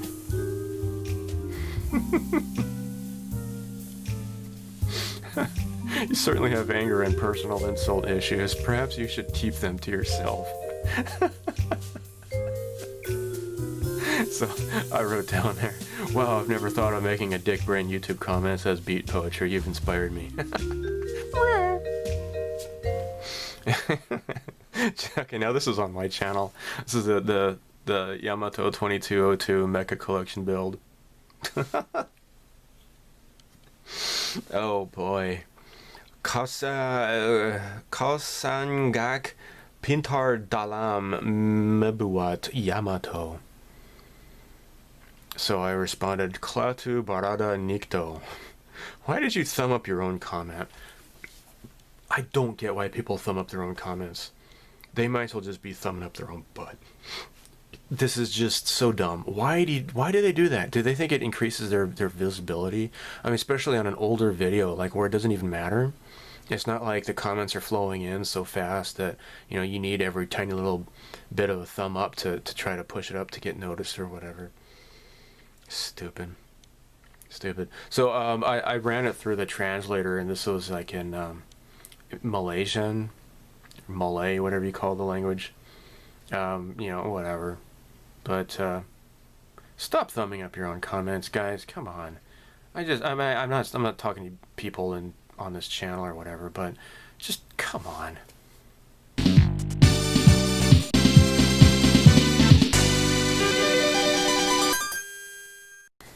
And here is a really fantastic comment here. Okay, so there was the trailer for the movie 13 Hours by Michael Bay. Michael Bay is a total retarded idiot, but he did a really awesome movie with that, showing the Benghazi. Now, of course, he kind of doesn't really go into a whole lot of, like, they kind of skirt on the truth about it, how saying, like, the whole thing was blamed on some video that nobody had even heard of before. Bull crap. Anyhow, so I had left a comment about how the movie just made me just despise Obama and Hillary even more, and that has, like, I don't know, like 200, 300 thumbs up or whatever. So this guy named Hamdi responded, let's be realistic. The U.S. government has been a big reason for terrorists to enter Libya since they supported the saboteurs in 2011. And before 2011, Libya and the Libyan people were living in safety and security. There were no problems, and tourists came and lived too. In Libya, the American people who used to live in Libya know this very well, and you can search what Libya was like before 2011 and how it became after. We love America and we love the whole world, and there is no difference between anyone here. But why do governments only want good for themselves and seek to destroy any other government? And also why we are fully aware that the American people have no income with what their government does. So I think he meant input. So we did not wrong anyone because of a mistake made by someone else. All right, any of you people, if you're an American and you fancy yourself as a liberal Democrat or as one of these never Trumper neocons or whatever, take this to heart. Listen to this guy. So I responded, do you live in Libya? I think the answer to your question is simple. We call it the military-industrial complex. President Eisenhower warned us about it. Under Clinton, Bush, and Obama, it grew. The reason is simple. War is profitable for military companies, just as disease is profitable for pharmaceutical companies. Through war, defense contractors increase their profits. Another byproduct is orphans, which people like Hillary want. President Trump has warned us all about their thirst for blood, but ignorant people will not listen. American liberals used to be anti-war. Now only a few like Bernie Sanders and Tulsi Gabbard speak out against the military-industrial complex. And by the way, that guy Steven Crowder, as funny and as catchy as he is, he's an idiot also. He makes fun of the whole concept of the military-industrial complex. How could you not see the forest from the trees? It was Eisenhower who, incidentally, he was a Republican and desegregationist and an anti-racist, as I mentioned in my previous video, I think. Eisenhower was a good guy. He was a former general, and he became president. He knows the danger of the military-industrial complex. He spoke about it. People like Steven Crowder, he's a bit of a neocon. I don't know if he's a neocon, but he's that conservative Inc. type, I guess. And I'm sorry, you guys are dumb. You're crapping on Bernie Sanders for like one of the good things that he has said about standing up against the military-industrial complex. This is a really important issue here. Okay, so Hamdi did respond, and he said yes, he is from Libya, and he agreed with me completely. So very interesting to hear from somebody who is actually in Libya. And I mentioned like there's this meme about Libya before Obama and after Obama, and this one picture alone says it best. This is what globalism has done to this country.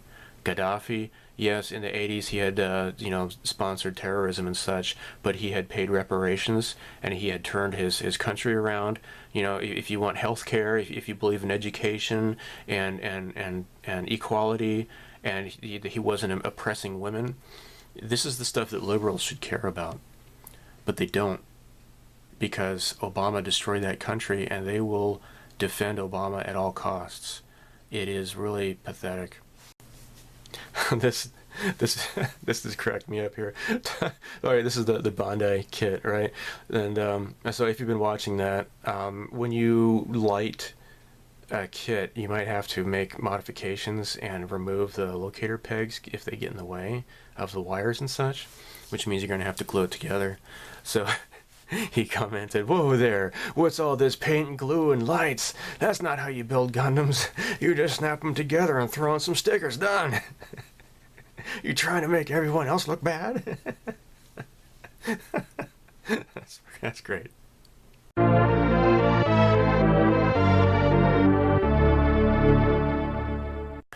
Alright guys, we are down to the wire. Only a few more days left and there will be the election in the United States, and I don't think it's going to be a pretty sight because, frankly, we are dealing with people like this.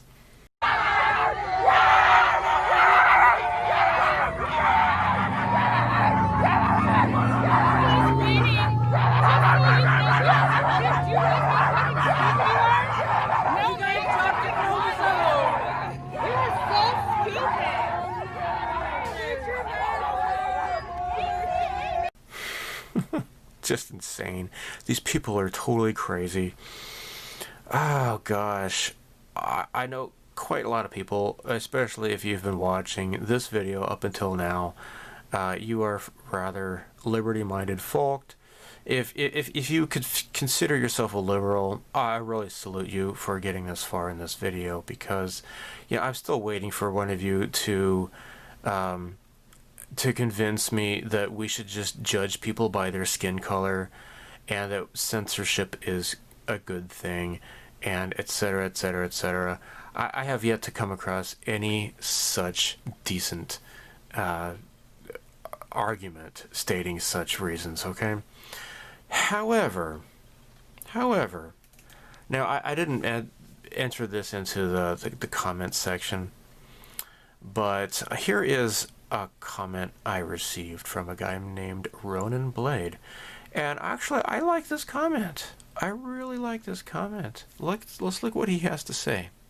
It is rather refreshing that somebody can agree with or disagree with me, and yet not resort to name calling and just being like a complete idiot. So this is okay. So I need to back up here. This is what I had posted. I posted this on my channel. So this is by Seattle Independent. This is on Twitter. I read in the news about the crazy QAnon conspiracy theory. It claims that the world is ruled by pedophiles, protected by the media and tech companies. In unrelated news, the media refuses to talk about Hunter Biden's laptop, and tech companies are banning those who do. This is gold. This is so gold, because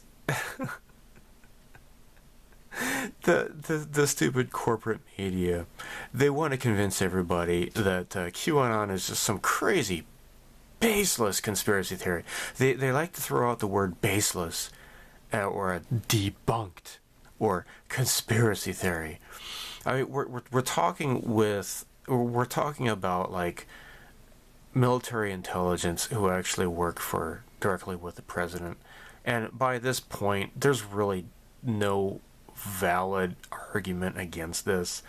For anybody who has been following Q for more than 15 minutes or so, I mean, if you really focus on what Q has done and how Trump is consistently validating Q, and as General Flynn has validated Q, and I've pointed this out in previous videos, there really is no intellectual argument against this anymore. It's just so stupid. But the media is freaked out about this, and they just don't understand the Streisand effect. Even here in Japan, they're like really scared about QAnon, which just makes me believe that, because pedophilia is like rather blatant here in Japan almost. The whole, what they call the Lolita complex is so prevalent. I mean, let's just look at most modern anime. It's just so extremely prevalent that it just goes without saying that I'm certain that there's plenty of pedophilia within the Japanese political structure as well, not just the Americans.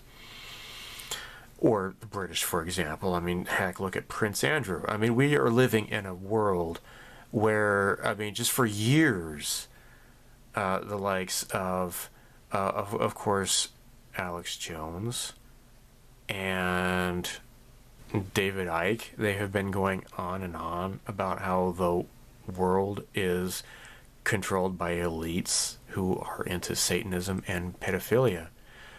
And along comes Q, which Q has validated this, and the media just goes crazy about this. I mean, why? The Streisand effect. Once you try to convince people not to look at something, it makes people want to look at it even more. It's just, these people are so stupid. The media is ridiculous, okay? So, I mean, just, in fact, guys, I mean, if you don't have any, if you still have any sort of reserve whatsoever, look at the recent news. Keith Raniere, the Nexium sex cult. Seriously, guys. I mean, just look at this. This man, Keith Raniere, the NXIVM sex cult, he was found guilty of what? Child sex trafficking, human, adult women trafficking, prostitution and such, and subjecting people to like satanic rituals and such. Okay, the big news last summer, because this was completely ignored by the mainstream corporate media. However, when Epstein came along, even the normies were saying, "Oh, Epstein didn't kill himself." Well, thanks a lot, normies. I could have really used, people like myself really could have used your help prior to the whole Epstein supposed suicide. I mean, you guys didn't know shit about crap a couple years ago. People like myself were talking about Epstein, and you guys were like, and then when it became big news, then everybody, oh my gosh, Epstein didn't kill himself. Oh my gosh. Yeah, well, thanks a lot, normies. Really, I'm glad, welcome to the party. But this should be a lesson to you to maybe think a little bit more forward into the future. Listen to the people who've been warning you about Epstein for years while you were just living in your little safe bubbles. So Keith Raniere has been sentenced to 120 years in prison. Sex cult founder guilty of sex trafficking, racketeering, forced labor, conspiracy, among other crimes. See, this is it. People, that when they think that they can throw out the word conspiracy, it means that, oh, it must not be true. But you see, you have been designed, you have been programmed to believe so. And I mention this on my channel. I don't go into it when I'm doing like models and stuff and like that. But when I do this once a year, month, or if there's like a special one-off, I will talk about this sort of thing, and I don't care if it gets people pissed off. Like I mentioned just a bit ago in this video, I lost a friend of mine.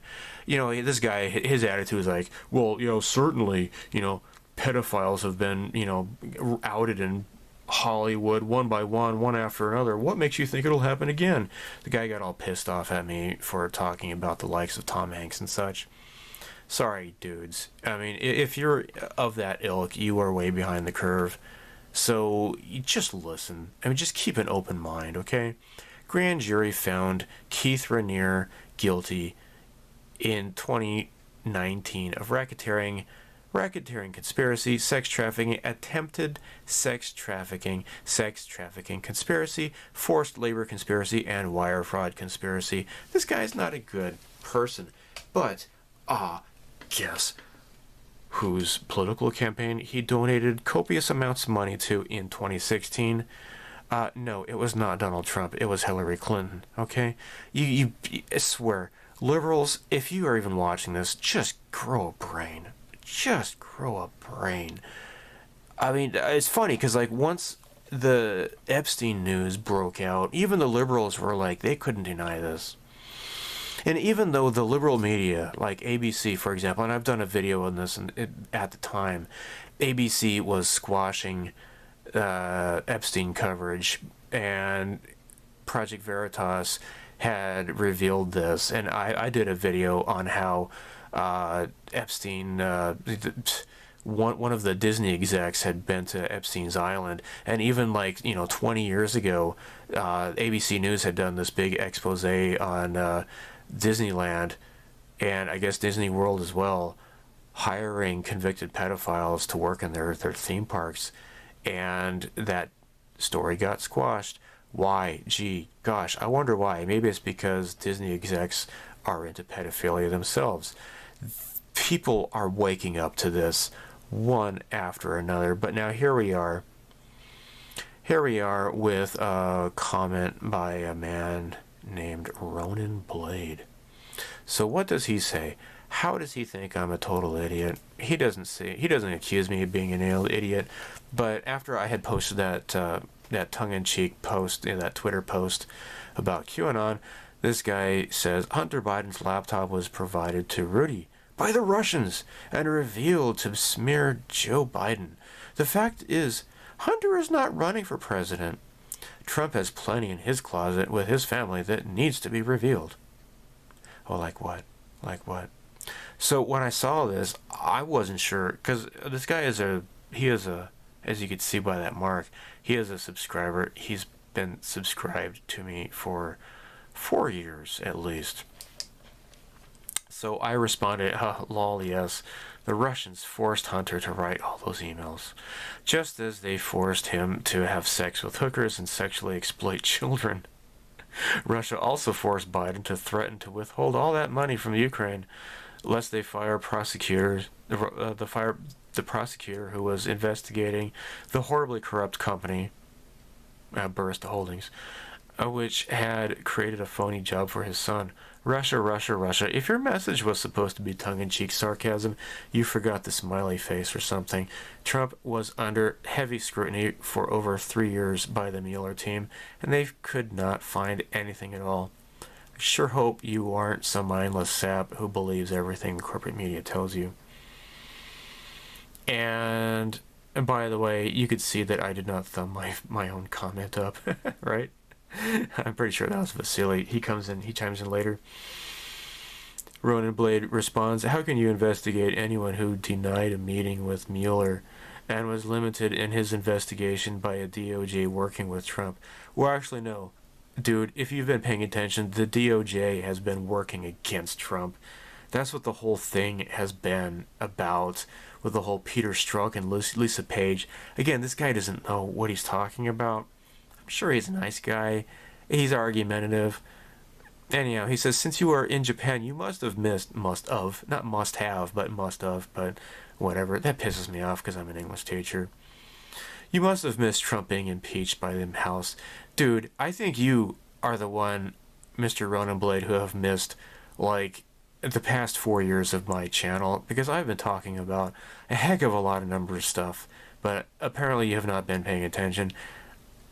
I mean, to give you a fair break, I don't expect everybody to watch every single one of my videos, but to not have realized this by now, that I have been exposing political corruption on my channel, that you're kind of out of the loop. Yes, I know exactly why Trump was impeached. Hunter is not running for president. Biden is, and he was in Ukraine to get rid of corruption that both houses approved of while vice president. Actually, no. Even, surprisingly enough, ABC News, the same ABC News that was smothering coverage of Jeff Epstein, they have actually exposed the corruption of Hunter Biden and Joe Biden, and how Joe Biden went over there and basically handed that job to his good-for-nothing son and everything. Now, I will agree, Hunter is definitely not running for president, so all of his debauchery and his pedophilia and such, I mean, to be fair, I can't totally blame Biden on this, because even good people might have total fuck-ups for kids, but at the same time, as the adage goes, the apple doesn't fall far from the tree. So my response to him is, I said, the corporate media has lied to you about the Syrian gas attacks, Trump's taxes, the children in cages, hands up, don't shoot, Kim Jong-un being dead, the Covington boys and Nick Sandman, the Google whistleblower Zach Vorhies, and the list goes on and on. They told you over and over that Trump did not send any relief to Puerto Rico, but then a year later the Warhouse was discovered, where corrupt people in the Puerto Rican government had stashed it away, and it never got to the citizens in need. The corporate media tells you repeatedly that Trump has never denounced white supremacists, even though he has done so for the past 20 plus years. You just need half a brain to turn off the TV and look this up for yourself. They tell you that the Proud Boys are a white supremacist group, even though their leader is some half-black, half-Hispanic guy. At the very least, if they are a white supremacist group, they really suck at being a white supremacist group. I mean, I'm pretty sure he's half Hispanic and I think half black. I can't remember. I really don't pay attention to the Proud Boys, but the Proud Boys has become a necessary thing because of leftist violence, such as Antifa and such. But anyhow, getting back to what I said to this guy. The media tells you that conservatives are the biggest threat, while it's clearly obvious that it is leftists rioting in the streets, burning and looting, setting forest fires, and attacking those whose opinions differ from their own. You are right, Hunter Biden is not running for president, and I don't care too much about learning about his depravity, but you cannot ignore that Biden flew Hunter around on Air Force Two to Ukraine and China, introducing him to corrupt entities in those countries, getting him lucrative job deals for positions, and he had zero qualifications for these jobs. Hunter's emails reveal that he was paying percentages of the dirty money to his father. And this is for everybody watching this video. Okay, 4 years ago, we elected Trump to put an end to the government corruption that Joe Biden has been a part of for 47 years. Naturally, he asked the new president of Ukraine to assist with information regarding Biden's corruption. They impeached Trump for exposing Biden's corruption, but it was futile and Trump's popularity only increased from it. People know how hopelessly corrupt Biden is. He can barely get 40 people to attend his pathetic rallies, while thousands of Trump supporters stand in line for hours to attend his. Turn off your TV. They don't call it program for no reason. People are sick of the burning, looting, and murdering. We're sick of identity politics. The silent majority have buried Star Wars, sports, and these corrupt politicians. While people like you make excuses for the corruption, degenerate behavior, pedophilia, totalitarianism, and censorship, the liberty movement worldwide is waking up. I hope you will wake up someday as well, but I doubt you even read this reply. And he never replied to me. But I did also mention that both the CEOs of Twitter and Facebook they were forced to admit under deposition that they really had zero evidence that Hunter's emails thing was so-called Russian disinformation. Russia did not make him write all those emails about engaging in shady foreign companies and kicking back 10% to his father. Guys, I know a lot of you, I mean, you might be in the UK and such. Hunter Biden was, like, doing video chats with 14-year-old girls naked while smoking crack. This is the guy, he was screwing his dead wife, his dead brother's wife. And she got upset with the fact that he was, like, Skyping naked with 14-year-old girls while smoking crack. So, seriously, the woman who is blinking her dead husband's brother, a woman like that is the woman who has, like, the decent morals in the family, apparently, and she disapproves of him, naked on the internet with 14-year-old girls. Russia did not make him hand over the laptop to a computer repair shop. I mean, guys, just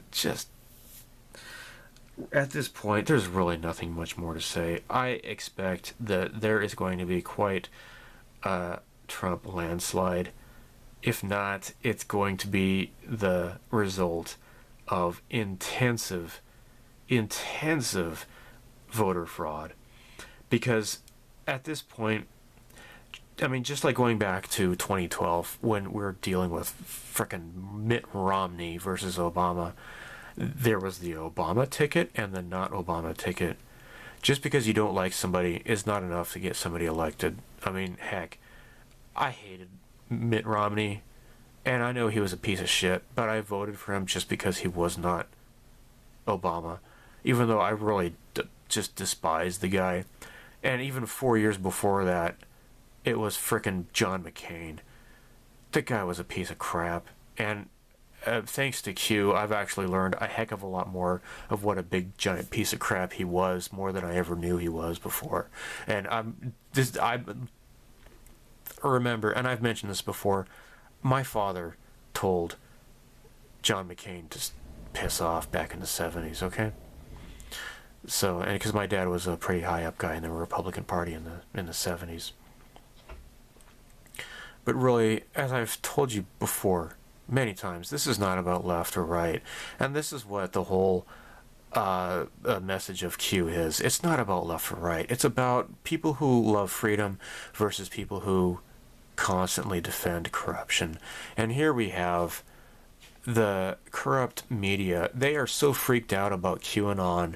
And as they had recently talked, they reached out to Andrew Torba, who is the creator of Gab. They were asking him, hey, well, what can you tell us about what measures you've done to silence QAnon?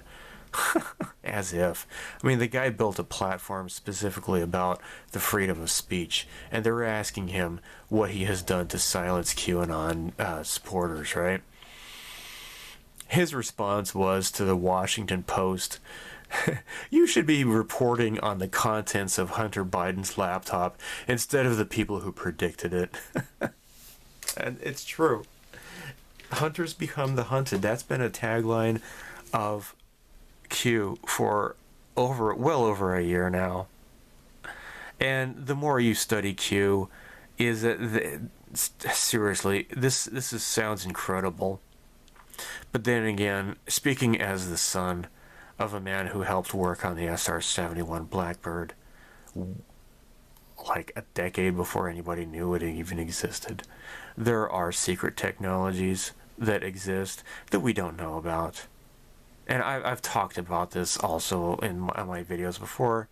Really, I mean, if you think that what you know to be real now is all that we have, I'm sorry, but you are incredibly deluded and just dumb. I'm sorry, but you're kind of dumb, okay? So they have, and Q has alluded to the fact that there is what is called Project Looking Glass. And all I know is that it is some sort of computer algorithm that can somehow like predict the future based on like collecting a huge amount of variables. And just the fact that what's also coming out is that they can predict people's voting behavior based solely on their social media and just what they watch and all that kind of input and stuff. There's a lot of really, really advanced technology that we do not know about yet. And apparently Q, which is, and they even said from the beginning, Q clearance is like the highest military intelligence access, okay? They know what they're talking about, and what they have exposed in the past has come to be true. With all that said, though, I really do appreciate this guy's comment because he was not snotty, he was not arrogant, he was not insulting, and I really did appreciate the fact that he was not like that. People might expect me to just zorch people who disagree with me. No, that is not the case at all. If you insult me, then yeah, I might block you from my channel, but just disagreeing, there's no problem with that. So I really respect this guy for being able to voice his opinion without being snotty or just saying, oh, I refuse to watch your videos, or I'm going to unsubscribe. It's just, if you're going to unsubscribe, just do it. I don't need to hear about it. But, don't, be a drama queen about it. So this guy's cool. Hats off to you, guy. I do appreciate you. Okay. So, anyhow, with the elections coming up real soon, keep your gun by your bed. Be careful out there, because you're going to be dealing with people who are just going to go batshit insane. Far worse than what happened 4 years ago. So, I bid you all farewell, and stay safe, guys. Just really stay safe. For those of you in the United States, we have a bright dawn approaching, and I really look forward to it, but it's going to be rocky. Really, really rocky, I think, in the next week or so. We shall see. In the meantime, I bid you live long and prosper. May the force be with you, and so long, and thanks for all the fish. Bye.